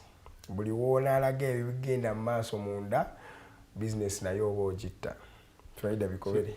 Literally what she was saying is the same as President Museveni saying that please leave the corrupt people alone because they keep their road here. Practically. If you scare them, they will take the money away. In other words, that is the same thing. Sinategeera bwe information bwe leakinga kijijjako kuba nti ntuufu. Ffe kyetwebuuza okulikinga information ya parliament era nakyo tekikkirizibwa, kyekisooka naye information wabeerawo classified limits, wabeerayo confidential information ebitalina kufuluma n'ebyo bwe bifuluma tebikosa kunoonyereza. Waliyo n'ebifuluma naye nga tebigenda kukosa nnyo, kati ate waliyo n'ebifuluma ebigenda okukosa nnyo, bagita what, top secret? Yes. I think top secret. Kati ate n'ekyali kati mu report ya airline top secrets ezafuluma ziziriwa. Let me read you some of the facts. In the financial year 2020-2021, the airline made losses of shillings 164.5 billion, an increase from shillings 102 billion made the previous year. An increase in the loss made? Yes. The airline had shillings 47 billion in payables, shillings 16 billion of which was 6 months overdue. 25 procurements worth shillings 4.615 billion was made outside the procurement plan and guidelines. Yes. This 4.615 billion was made outside the procurement plans and guidelines. It was never in the budget, or it was never budgeted for to be used. It wasn't, in other words, needed probably in the running of the institution. Yeah, but there's always a miscellaneous also. Let's say. And then we have on 27th of January 2022, the airline issued a purchase order for items that were already purchased the previous year. The value of the purchase order was shillings 561 million. The airline spent an excess of shillings 4.92 billion on salaries outside the budget. Yeah. So this money is all not accounted for. And then Bamuturachi received 48.6 million to visit other airline offices around the region. Apparently, she took the money, and it is said that she never stepped at any. It is said that I do not have conclusive evidence. That she was supposed to go and maybe learn from those airlines. Exactly, to understand how the business is run. As someone probably had come into the business running as the top. And because we had just started as well, yes. So it is said that she did not go, but she took the money. And then she gifted, this one is a fact that it has been discussed around, gifting the 13 billion contracts to online bloggers, apparently to combat negative criticism. Those are some of the things that are considered confidential. If you are Ugandan, if you are Ugandan, honestly speaking, and you listen to some of those things, do they sound confidential? Are they things? No, but they are not confidential. It's okay. But bagendera chok procuring ebintu bye bali bamaze okugula bye bagula tebyakola what? Oba ayite bimala. But the same things had been procured the previous year. Do you mean they had expired in a year? No, but the thing is, I don't really understand. Okusooka okutugaana okubanga ensonga eno tujogera kubanga badisseminating, because that, first of all, that is not that privileged information in my perspective. It is not that privileged, is it? No, it is not, but I think Anita anonya ngeri because Ssenyonyi yavayo n'agamba twawayo dda na report yaffe naye buli na order bwefuluma ya parliament tebeera ku order paper. Tebeera ku order paper. Era kye kimulera no fulumya kana. Yes, kuvayo ne yekwasa bukati leaking information so ekyo tekijja kubeera nga kyogerwako. I don't think they could let's say I do not understand the rules of the house. So I will not assume anything. But if there was leaked information, the committee or Ssenyonyi as an individual, if he leaked the information, he could have been dealt with. But put the report on the order paper, discuss the report, and then deal with the person who may have leaked this information. Who is charged of the misconduct of leaking the information. So you cannot say you are going to sit out the whole report, the whole institution that is alleged to be corrupt, and leave that information out on the allegation that an individual was leaked. Let's look. Which alternative is Anita giving? No, the thing is, no, what she says is that they should conduct these things, or first of all, conducting should be in private, behind closed doors. Yes. Because this is an entity that is making money for Uganda, because it's a business. But wasn't Anita there nga bakola investigations zizine zimu zaberanga ne camera? Anti chengamira lwaki teyayogera luli asose kusuggestinga kati so eziddako soka ezibere closed doors kisoka then nezo kwinaga meno it's an institution tosobola kuba kujanika kye tuwatugamba ndoza Anita kye kyayagala tuleme kwanika nnyo business tubafiiriza obotte erinnya lya company ani agenda olinnya ennyonyi eyo so let me ask ng'erimu emigozi oba n'ekyo Anita Among is going to sue every Ugandan who reported extortion at the Entebbe airport because that is also killing because it is business. Yes. So should we prosecute every single person who comes out and says this institution is corrupt, it misused the money this and that way, and for that matter, that is treasonous to the country, and that person should be prosecuted? When do people hold the leaders accountable? At what point? Do we have the line? Did they draw a line to say that this is what you can say and this is what you cannot say? But the question is, what does it speak of a sitting Speaker of Parliament making it intentional, right? Okubanga ekintu akikoledde ddala to be someone who's protecting entities that are doing things that are not right. And it's not only on the Speaker's side. We've seen this thing in government, even the President. Many times people are corrupt, and every time they reach to, they try to investigate them, they hide behind the President. Many former IGG, Betkami has spoken to that as well. What does it speak of a country where the culprits seem to be in bed with leaders? No, we live in a country where the people who are supposed to serve are the ones who are being served. we have leaders who should be here to serve us. We are the ones who are serving them. When we find him eating our money, we say, I'm sorry, sir, I wasn't supposed to know that. It should not have happened. I will never do it again. That is exactly what we keep doing every single day. What if the report was leaked by Anita herself, well knowing that it will be the ground for the report rejection to appease someone? Olinga yachekoze. Akateekayo. Politics it is a possibility. Alazewa, where is our politics going, guys? Because it feels like we are condoning wrong. No, and we're in a society that really, it blames more of the victims every time. Most of the challenges. When a girl is raped, they will say, why did you wear indecently? They're not looking at the person who raped you. Like we condone to be overrating and to be so swaza. We are speaking of an airline that a leader exactly. And she spoke. The good thing, she was truthful. She said, look, the day I was going to apply, I was given the job. I was appointed. And that was the end of the discussion. And she said she feels that she can, there's a statement she made, I feel like I am gifted to run this airline. Something like that. That it is my gift, it is my talent. It's something that spoke to her talent and passion or something like over calling. It should have been a calling. It's her calling. It should have been a calling. She said it was her calling to run the airport. Yeah, the airline. She said those things herself. She said it. She said, but I think nebintu bino eby'okuappointing abantu nabyo si birungi. Why would one be appointed? Nga waliwo abalala bemugambye mulete visa mu you apply. Mr. Dr. Besigye yakono nange nayogera ku nsonga eyo n'agamba gwe emirimu emeka gy'olabanga gwa gavumenti oba guli mu kitongole kya gavumenti ng'ogenze gwe n'ogwa applying n'ogenda n'obeera shortlisted okujja for the interview. On your own. Bino ebintu bitegeeza ki There's being shortlisted, but when someone is pulling the strings. Farida, bino ebintu bitegeeza ki eri lino eggwanga, because every day we are realizing a lot of things. First of all, the money that is going there, is there value for investment in the Uganda Airlines today? Globally, an airline is one of the worst performing businesses. Uganda, one of the biggest airlines we have in Africa, Ethiopian Airlines, they are decrying. They are always making losses.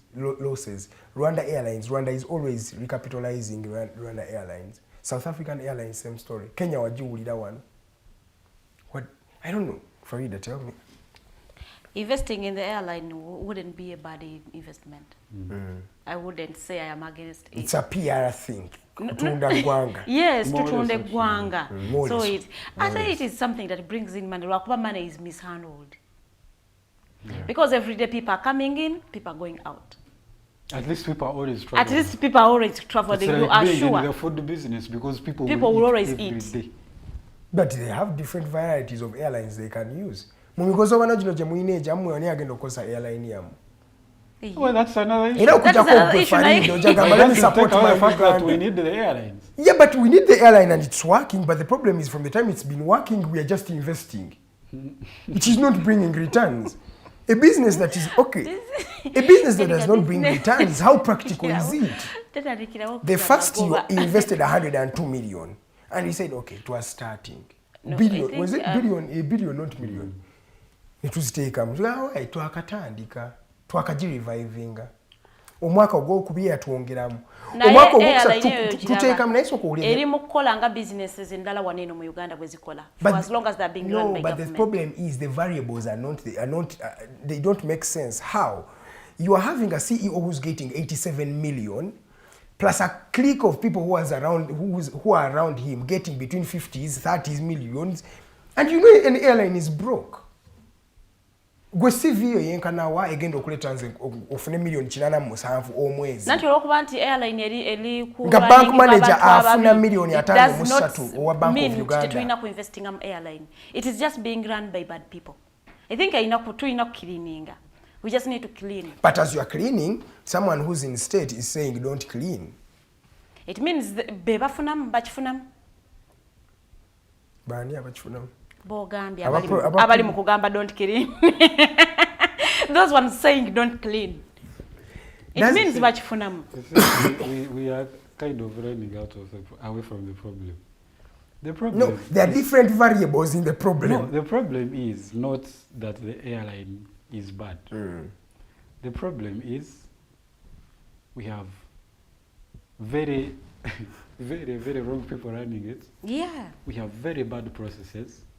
We have very bad institutions that should be checking institutions. And we have very wrong leaders in the right offices. First of all, Anita Mung should not be Speaker of Parliament. Because, in fact, she should be censured by now. For the time she has misused, she has been in that office running personal vendettas. Exactly. With the powers that come with the office she is occupying. If anyone should be out of the office, it should be her, to begin with. There is an investigation in Parliament. A committee is tabling a report, and you're going behind to meet a person who's being investigated. What do you expect the public to think? Those are the problems we have. We have the airline. Airline would not be bad per se. But we have a person who is less qualified. Or even probably qualified, but the process was wrong that she got into the office. If she was very qualified, why not let her go through the process, and then appoint her? Like everyone else was going through the process. Why do the shortcut and put her in the office if she was qualified? You see, that is a problem. And when things come out, you want to keep them under the carpet. The problem is that the processes are very wrong. Very, very wrong. We have a parliament that literally never does anything nowadays. They go around, abuse each other, go back home, and then this one meets another in the corridor and they are punching each other, and that is okay. Well, we don't care as people, as long as they pass our laws that are actually meaningful. When you talk about them, they bring the Computer Misuse Act and say, you're saying what you're not supposed to be saying. Those are the problems we should be talking about. Has Uganda gone to the gutters? It is, but it has been, well, it goes around. But honestly, to me, as an individual, there's a lot of wrong things. But I'll blame the office of the president, mostly. Because first, he's the supreme leader of the land. You see that photo? You see? First, look at that photo. That is Miss Jennifer Mturaki, the CEO of Uganda Airlines. And the Speaker of And the Speaker of Parliament, Anita Among. During the time when she was being plus the deputy. Yes, with the deputy speaker. Do you know how shameful that is? Can you imagine? Farida, how will Uganda's parliament of, what is it, 11th? How will Uganda's 11th parliament be remembered? Nga parliament itakolako anything. They're like in a circus. Bali mu mizannyo. They have a speaker who runs the parliament based on her emotions.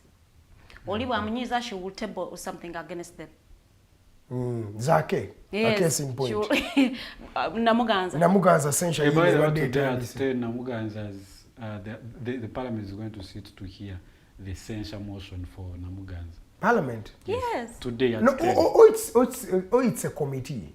I think it should be a committee. I think the committee that was set up, yes. The one led by Mwine. Yes, Mwine Mpaka. Yeah, the one that was set up to do an inquiry in her conduct. Today they are tabling her censure motion. And for benefit of the people who are watching us, they should know that this particular Namuganza is saying that this censure of hers is based on a marriage certificate.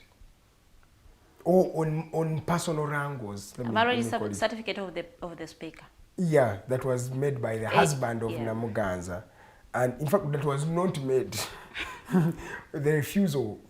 It feels like it's just picky. You know, like just doing petty things. But in the parliament, in the August House that runs the country, where everybody, because I'm thinking, this is the only arm of government where people have authority over. Where people are really the ones that are determining. The people, I'm saying the people ourselves. Because we vote these people directly. At least Minister Ojagamba, or your President Yakolachi, I'm appointing. Na yono mubaka ogwolonze. Ekitegeza abaka bemulonze Farida babe mulonda bagwamu ensa. Both opposition na bagwamu ensa. Era bagwamu. Because bakoze. What have they done? They have passed the Computer Misuse Act, amended. Haven't they? They have.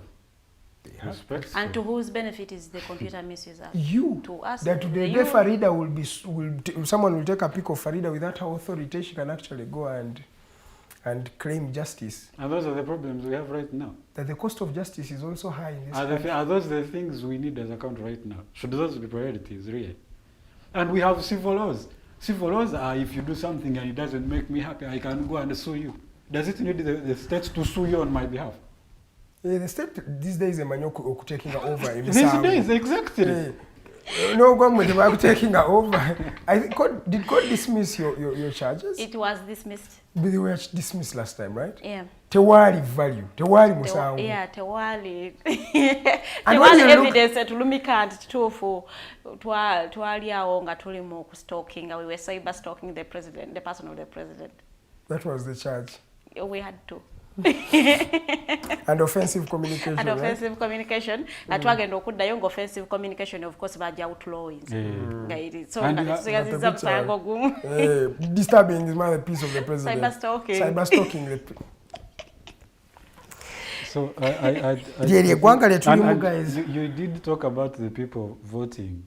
Well, that is one discussion. That the people determine what kind of person leads them. But we also have people who actually present good manifestos and reach to parliament and do the opposite. Exactly. I don't understand what they do in that house. There are people who are good. Museum of money. There are people who are good. I was seeing this man who was a journalist from Kazo. I know. No, this from Kazo or yes. Or Bashir Mbazir. No, Bashir, I have nothing to say about him. This. Why don't you have anything to say about Bashir? What was his name? Who? He's a former journalist. He's the MP of Kazo County. He's actually on the I think on the committee that is on that whole I think report thing. I've forgotten his name. Let me look for him. That man, if you listen to him before he also went to parliament, you'd be like, we are raising, and he's a young man. He's a very young man. Dan Kimosho. Yes, thank you so much. Dan Kimosho, if you listen to him before he became the MP, you'd be like, this guy is even fit to be president of this country. The other day, I was listening to him speak, and every one single moment, he's like, they are just tarnishing the name of our speaker. And I was like, look at the conduct of the speaker. Honestly speaking, even if you are on the side of NRM. Please look at your speaker. Please look at her. Look at her. Because you're the ones who voted her. And the problem is one, I think the NRM is failing to understand, is one that actually Anita is wasting more of their name. Because she's a representative and none of them has said, at least we are in the same party, but that is wrong. Now if you're surprised... You don't necessarily need to disown her, but point at something that is wrong. Speak about it. I think if you speak against what the speaker wants, you won't get the privileges that you have. According supporting her, exactly. According to... Because she's the one who gives the privileges. You see, because they have given her that opportunity.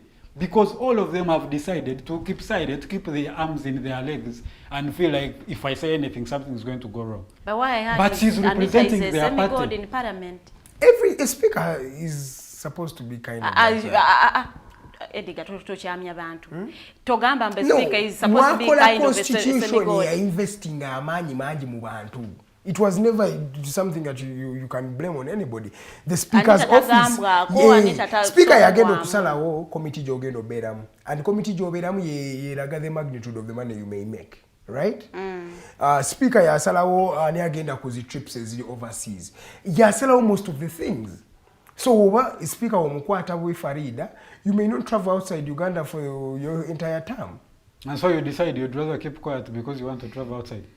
Because you know Uganda as a people. And let her use Uganda as a people, you keep quiet because there is something the does in Matama. Who doesn't know that in Uganda today? Shame on that house. All of them. No, the thing is, you guys, I don't want you to put it on the house. The house is just a representation of the kind of people you are. No, let me tell you. Let's look at it from this perspective. Your leaders are representation of the voters. That's by the way, listen, I agree. Because again, let me tell you, you have a constitution. Let me first give you. Okay, let me give you this narrative as you come through. There is this Olimu constituency in Makindye West.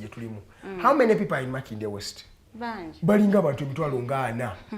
Amazima Makindye mulimu abantu ngemitwalo ana. Mu mitwalo ana ne mugamba tulonzeemu omuntu omu. Ffe mu ffenna tulaba ono yatusinga amagezi. Yeah, that's what you mean. First wait.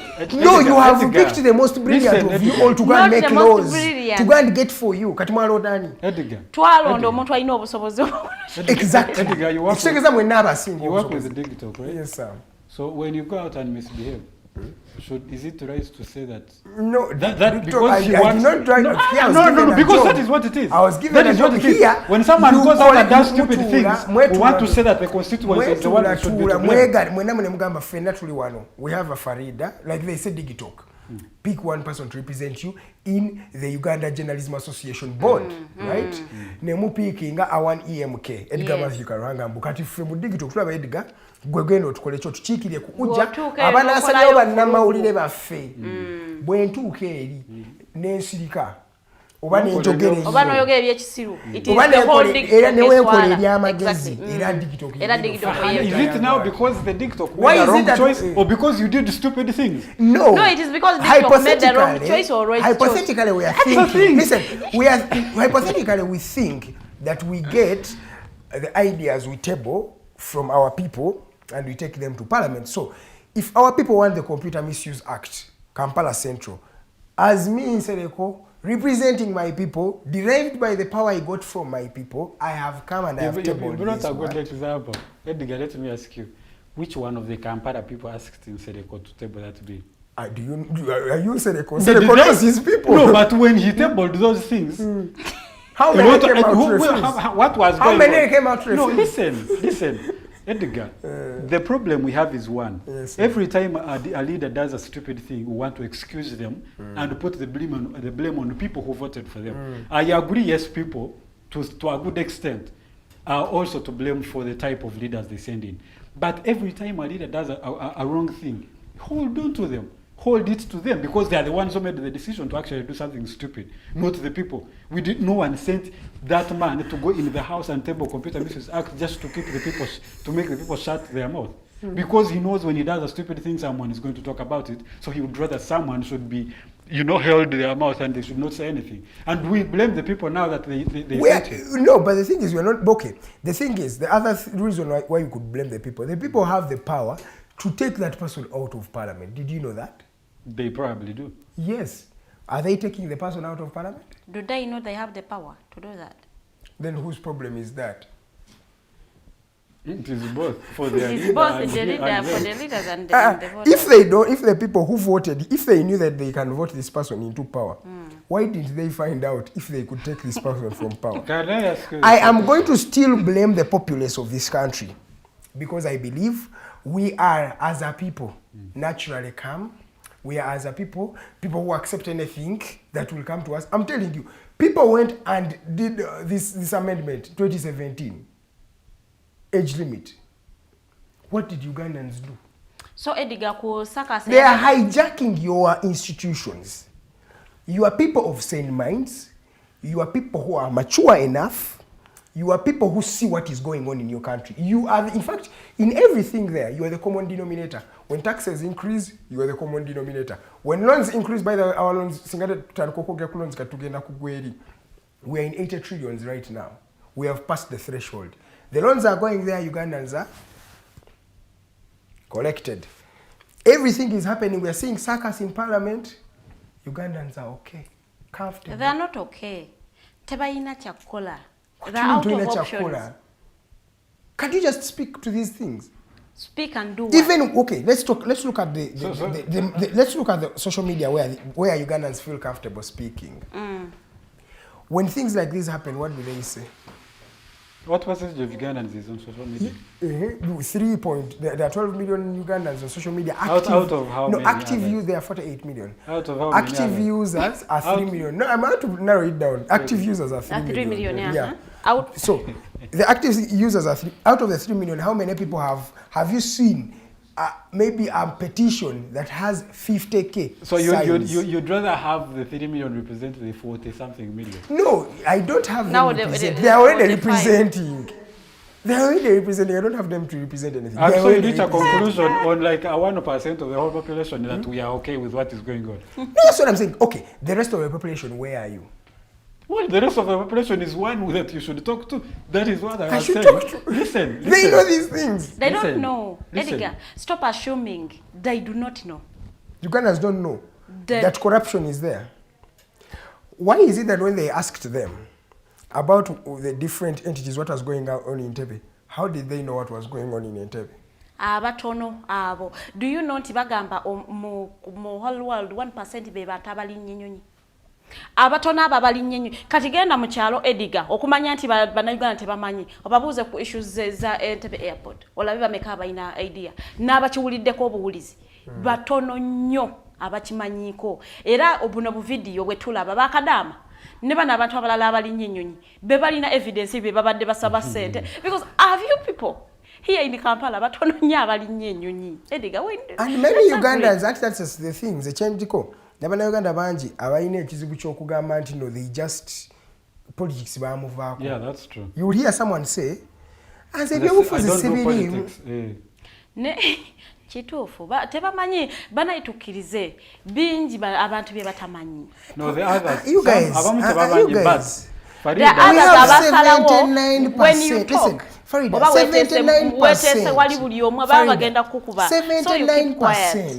79% of Ugandans are between 15 to 30. 70 to 35. Yes. 79%. Yeah, that's true. And who's to blame? if these 79% don't know what is going on in their country, and they are in what they call their prime immaculate age, an age where they should be understanding, an age where they should be working, an age where you're building your future for yourself and your country. I think 79 joyogera ko yetaaga okubeera nga erina abantu abajoganizinga ne bagiraga like what to do. Sincerely speaking. For me, I'm not talking about what to do. For me, I just want someone to mention what is going on in the country. Just comment on it. No kwogera Edgar kati musango ja kwogera byakale bakukime. Abaana bameka be bakimye olwokuba bakoze ka video ne katambula ne bamukime ewe ne bamusiba. Okwogera kati mu Uganda musango. And how many of them have even the space to also speak? Yeah, bagenda kwogerera wa. Abamu tebalina na smartphones. Having a smartphone, by the way, it is a privilege. Wali abajegomba nojikwatako obukwasi. I know. The truth is, for smartphones. The truth is, it is true. Some people know and they have decided to sit it out and feel like this does not concern me. As long as my family is okay. Yes, even if it's not okay. The people have just decided. It's too dirty again. I am okay. It's too dirty again for me to be with. There are people like that, but there are also people who are actually not informed. And it is our role now to do that. Yeah, true. But now I also wanted to have your analysis of having the electorate responsible for the type of leaders they have in parliament. Is it also safe to conclude that the type of speaker the parliament has is to be blamed on the MPs themselves in parliament? Because you said you are excusing the MPs and saying they are there, this one is doing on her own, but they are the ones who are in that house with her, they are the ones who voted for her. Worshipping They're the ones with the powers to censor her, but they are keeping quiet, including the opposition. I also blame them. I actually blame them more than I blame her. Because they're the ones who are keeping her they should be eloquent. They are the ones who are aiding her misuse of that office. That is the problem we have. So we have MPs who cannot do anything. And you're saying the electorates, some of whom do not even have the platform, should be doing anything. Don't you see the problem is all the way? Then, okay. Emigozo wanojine jini mu sente ze tudibu. By the way, Uganda has a problem of kudibu that sente. You know, when we speak about these things, we talk about billions. We don't understand it. But people, bamanyi denyo sente ezo. Engeri je sounding Nanti kati buli abira mu billion. Anti eche kugamba. So, omuntu wawuli billion shillings. Alaba ezo sente siaka sinye nyingi ezili awo. Oba kale ki ya bulijjo. Babbi obumbi no webuti. Nenga tamanyi nti obuwumbi bulimu million 0. Stories zize zifuluma eza gundi yabbye sente bwe ziti nga tagambwako. Oli yabbye sente bwe ziti nga wali akyatudde. Sometimes ogenda okulaba nti n'abali mu kubba ogenda okulaba nga first family mweri abantu nga batano bonna. Uganda Airlines, one of the findings they found out was that report ya Mr. Ssenyonyi na kakiiko kakosase nti waliyo n'abali nnyo ennyonyi zino nga bo tebasasudde na sente. Tebagula ticket. Tebagula, you guys. But because they are members of an elite group or a class of people. You don't buy a ticket. You just go and board. You just board and go. Just go and board and. Rogers, you have your passport, board and go. Nogamba lero kati nkedde ngenda South Africa. Waliwo airline egenda, waliwo trip egenda South Africa. Jangu tewetaga oyitambula mutabuzi n'olinnya nnyonyi bwoti ngali genda mu taxi. You see, those things will keep happening if we keep looking the other side on institutions that are supposed to check them. Every time someone stands institutions that are checking, nawo olaba buyo babadde bamukozeeko kuupo okumuggyako Ssenyonyi. Nti tukogere ne ba members. Tebabadde bakyali because you saw him tweet that the speaker is calling the members of the committee and asking them to move a censure motion against him for misusing his chairmanship of the committee. Yeah. It is still ongoing. And until we have those people out of office, that type of people who fight personal vendettas, those are the things we are going to get. Today ku nsonga ya Entebbe Airport, because nayo ndaba omwami akitulazeeko waleka video. Entebbe Airport, apapa akiwako na Uganda tetutambula nnyo Farida. Nti Entebbe otubukako, you have a yellow fever vaccination card. Ne bakugamba eno gy'oleese si ya Novik. Si ya Novik. That's the particular hospitals woino okujja. Eyo tetujje kakasa. This person went and paid 100,000 for that certificate, that job. When I'm going, you have to give us $100. Atita gamba mbuno ina kutuwa yagamba yogera noyo. Genda ku oyogere noli namukubira simu wali wawajja omusabe $10. Niteka namukubira. Because it looks like it's a syndicate. Already abachimanyi because yakugamba go there. Tajja namukubira wano. Already twateesa wano nti go ogende woli gwengo omunyigako. And there are people who don't even care. Yeah. Kyo kiraga nti banayi buli Munnayuganda beera whistleblower. Bw'olaba ekitagenda mu maaso tandika yogera. Era bagambe kati buli omu tuwe ku experience gye wayitamu. Zonna yogera ku kyali ku passport office n'afuna my first passport. I wish they would say that everyone speak on anything, not just those things. And what is going on. So everybody is saying, just encourage, speak anything that is going on around you. Because by the way, you have a smartphone, what your quartet fan and you recording. They will not, by the way, nobody is asking people their names. May I know your name, sir? They will definitely refuse some of them. Let's listen to the sound. If producer, if you can hear me, it's okay. You can sound your video. Ate boarding for what tunakutoka ku boarding it's 420 to boarding kati sokoleke okimanyi nti wali bansaba paid bags mba nino zisasuli oziraga ne bwembeeri mba nno kati kale ziriwa gye nze nsasulidde emikuku anti kinde kati mpa receipt za paid bags zensasulidde receipt nina ziteka mu system nga ngenze mu office bane muwulidde kubanga wano bwali kati kankulage paid bags zenasasulanga nzija I had receipts for them. Yes, because you paid early, right? I paid at the airport. Era basikayo receipts ne bazikuwa. At the airport, not that you work as long as osasulenga kuchalinga it's not time for boarding. Ate boarding for what tunakutuka ku boarding it's 420 to boarding at 5 gundi. Stop chilling, no. We don't bother at 5. Shunji mtade ku cameras joka chenjagala bananyini sente gamba nti nsiride sente zaabwe nate nekizibu kyenfunye receipts ezo mbanzi itaka kubanga bags zange claiming ati that I paid for it gambe wantano email yo njezi kuweleza no seriously ngena ebyo si story yonka olwela abadde batulagamba nti emigugu bayinenge kibaji No, like the heaviness, the weight of your package. Because, okay, when you're going to board, there's a stipulated amount of kilograms you have to have, right? Yeah. In your bag. So, oyizo kugamba, baizo kuwa limit, let's say 25 kilograms. Kati not, wali ya chikola intention, aleka how space ya 5 kilograms because maybe he has been through the process before he knows what is going on. So, nateka muna api mile uwe, ngaziri kila abi. Nga wenda, let's say, limit of 25. I'm just using 25 as a symbol. So, nateka something less. Natuka wali, shameless, ni mugamba kilograms zisu semu tano. So now Nagama, because he still had his family at the periphery of the airport, Nagama has Jemo family Kolechi. He removes another 5. Shameless, she tells him there are still more. If you want to help you or you know kusteka kamuchi, you have to pay money. Ate sente zabizo basabazili mu dollars. Basabira mu dollar baba. Ochitegere echo. Oli ichitegeza something as obvious as okupima. Ate yagamba mbu weyaja munne omulala weyaja ngalabe ekintu atandise okubanga azoganya for lack of a better word like trying to ngo ekyakoze omukyala recording chikwe oli munene ajja nagamba kale leta tupime kyeka nawe wanyega awalala weight neberanga 10 kilograms less. This guy is like what is this? I think there are many people with such stories.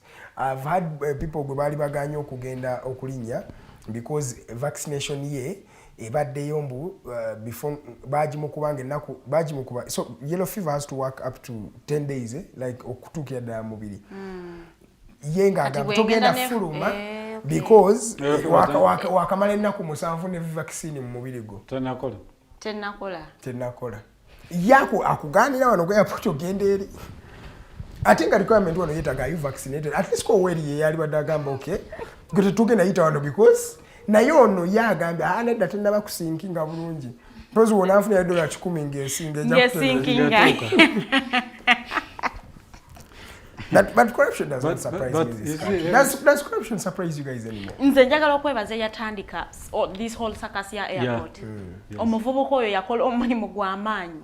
yabuusa abantu because abantu bali bafa mu kimugunyu nga kale kikunyiga naye tomanyi wakwongerera kugenda ofunye chance erinnya it is my first trip kati omusajja asabye emitwalo 3 why would I like muli mutima ogamba lwaki oganoonya mpaka wogamuwa sizeewola because you know I need ate bwaba mwakuwa n'ennamba n'akubulira n'amanya gereeta take a koko. Now track record evidence. Now you can imagine that is happening. You see, the people usually who use the space of the airport are some elites, some of them. If not most of them. Most of them. Those are elites. Let me tell people you, who have something. You know why they are only elites? In places like Africa, like Uganda, sorry to say this, but you are born to stay there. No, siberit bakadama bayita kwe yapo. Baba sibasomye. System yaffe. Kino olaba lwachagenda. Era bayisawo ba. System yaffe thrive make like you are born to stay in the same level of locality. There are very few systems that are helping you thrive. Era wotuuka okulinnya ennyonyi nti ofulumyeko Uganda. There is a class you have reached in you guys. If that happens in a space that we have the Kadamas, but the Kadamas are the few, probably, compared to the people who use the airport. Now, most of these days, they are the many, by the way. Now, I don't know the number. But most of the other, not the which are Kadama, they have like kind of seasons, if I'm not mistaken. There are no seasons. These days, there's no every day. You're every day. A group of white girls with veils, wearing white with veils, with long skirts. With long skirts and veils and long skirts. So this is the point I was trying to make is, if in that space, where there are people who are to some extent empowered, you might think, are the ones who are being done those things. Imagine what happens in the other institutions. They need us where an ordinary Ugandan goes. They need us where you need an ID. Imagine what happens at an immigration office. Imagine what happens. Na naku zino internal affairs yatereramu. Because no, they made it because digital. They made it digital. Kati omuntu akutaina wakubira. Naku zino ne bali be babba. I still have lawyers who tell people muno jangu applying a passport. Nga gwe mulimu gwe ngomwe mtwala abiri. No, that is wali abamu abatasoma. Wali awomba sekubye. Gwe tomanyi kozesa ku applying so you pay me for my. By the way, you spoke. Na ye biri okugamba. Okay, I was thinking from a perspective. No, but it still happened at the internal affairs. The last time I was there actually looking for my passport. You know how the line is. You're seated in that hall for like all day. I was there literally for the whole day. But you'd sit here, someone comes, you see someone walk from an office, walks out, and then comes in with someone. They work on them, chap, someone gets out and goes. You know how much money those people pay?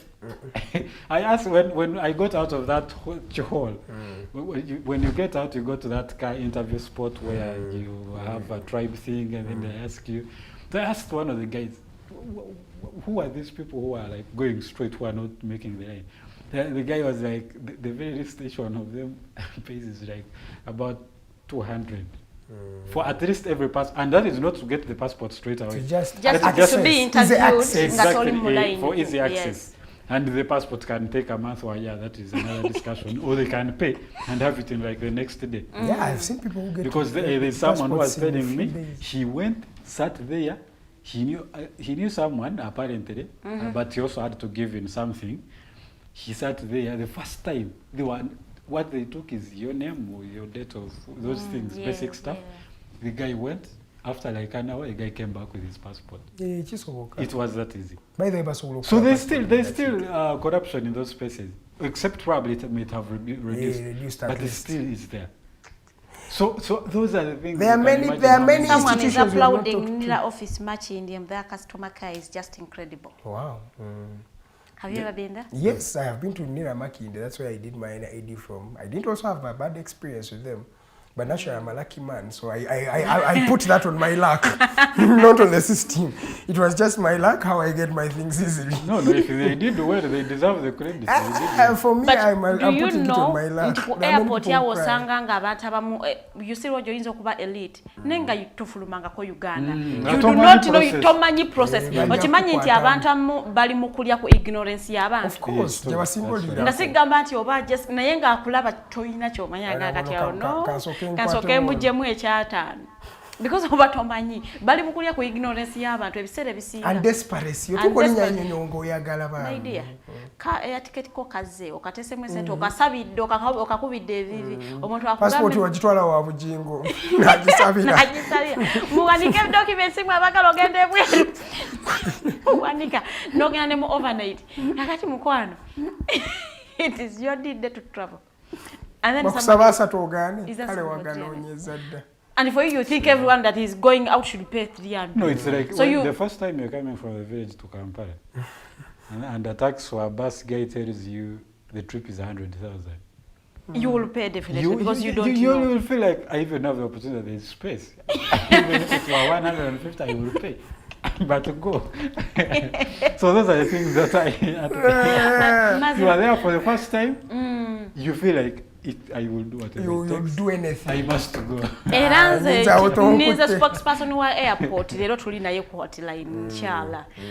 Aberenga twetaagawo ezo spaces abantu babakwate ku video like wotukira otuka notandikira what is next paka ku boardinga. Besoke bayise mu bantu mu mitendere. Mitendere egyo omuntu yes. Mitendere sinjogera no checking in no ndiga. Mu process yo kucheckinga ine waliwo eri yagamba mbuye aina airport phobia kati oba ina passport buli kimu abatachina yaba atidde kati ate kyemanyinze bali kirabika bakulaba ngo otidde kati ne bali kutyako kufiyayo ina comment kwende kyazi tutwala banange week eno yenyini tuina public holiday congratulations 26th we're going to be celebrating the Uganda's Liberation Day.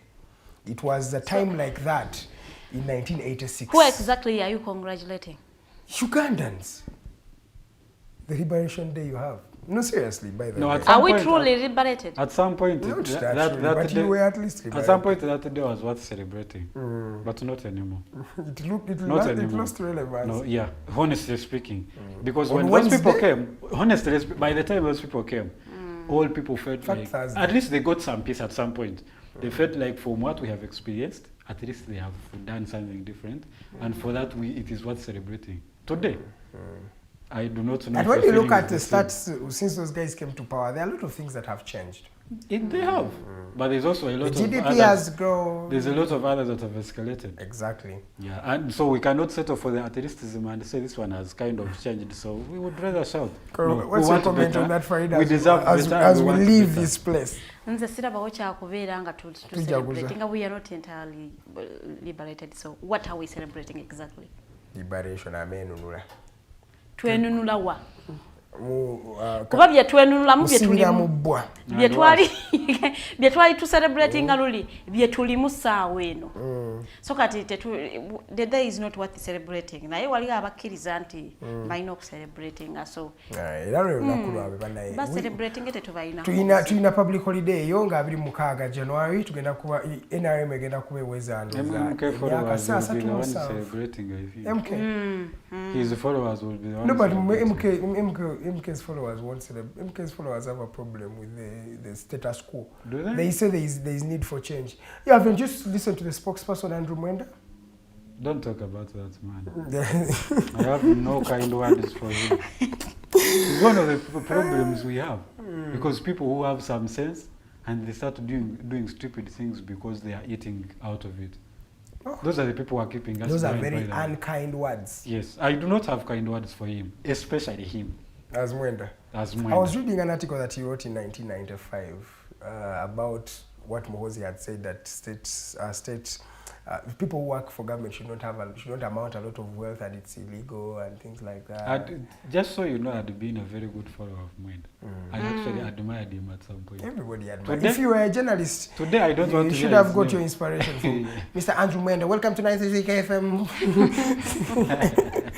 Right, your parting shots as we leave this discussion. Abagenda celebrating a Liberation Day sebayina akobuzibu. Celebrating naye mu celebrating amuntu listing ebintu byemuli mu celebrating like we are celebrating this ululitwaite tubina nawo tubikozesa freely like you should list for Ugandans osanga naffe abatagala celebrating tuyinza okulonda mu kimwe babiri neto celebrating abatandikawo ku omuyigo ku airport namwe tubebaza mwebalenya at least tandiko yingira n'ebitongole ebirala bannange kati waba oyina wanyigirizibwa ng'osobola wasobola okwata eddoboozi oba ekifaananyi kite you never know gwe kinaatuukako n'ofuna obuyambi namwe abali mu ministries bannayika corruption tukaagala tumanyi babasasula ate ng'ekibasasula sente zaffe lwaki ate muddamu ne mutusaba akasente lwaki ofiiriza omwana okulinnya ennyonyi nga yatunze plot of land ng'agenda kukola really n'omulemesa ennyonyi olw'okubanga omusabye emitwalo 2 nga taziina naye nga weerabidde nti omwana ono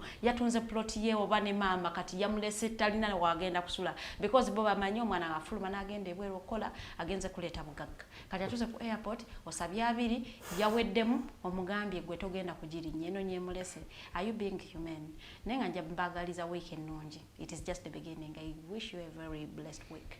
All right, Rogers, your parting shots. Mine, by the way, to add on what Farida was saying, it does not necessarily have to be only government offices, even private ones. When if you go to a private hospital and you know a drug is this amount and someone is asking you twice the amount, record it and throw it around and say this institution overcharges people for things that are this price. Every single place. In fact, everywhere. Even if you are in the road, you find that traffic guy, if you ask for something, just record them and throw it around. We will find a way to deal with them. These days, our country is a global village. Yes, so that's more honestly speaking. I think this time, at least let's try to do that. Okay. Because this is now all concerning all of us. As for, I am very disappointed in a lot of our leaders, beginning with Andrew Mwenda. He's not a leader, but I'm very disappointed. He's a person of influence. Very, very disappointed in him. I am disappointed in a lot of MPs. Nita Mong is another case I will not talk about. But let's try to quell it. Nita Mong is another case I want to talk about. Thank you so much for tuning in at just 3 minutes to the top of the hour. It has been an insightful discussion right here at Digitalk TV. Tonight you're going to be having the hotline show. We are expecting the spokesperson of the Airport Civil Aviation Authority. If he makes it here in time, there's no problem. We shall have him and we'll find out what is happening in Entebbe. I was with Rogers and Miss Farida Bikobere. Miss Nabukera has also been on camera. Jeremiah Mochibi and Arnold Mukose Anthony are the producers of the day. It's been a privilege having you on the show. I'll see you tomorrow, same time, that is at 8 a.m. up to 10 a.m. We shall also have later on a Tekachi that will be happening there tomorrow. So please do tune in. This is Digitalk TV. Thank you so much for tuning in. We shall see you tomorrow. Bye-bye.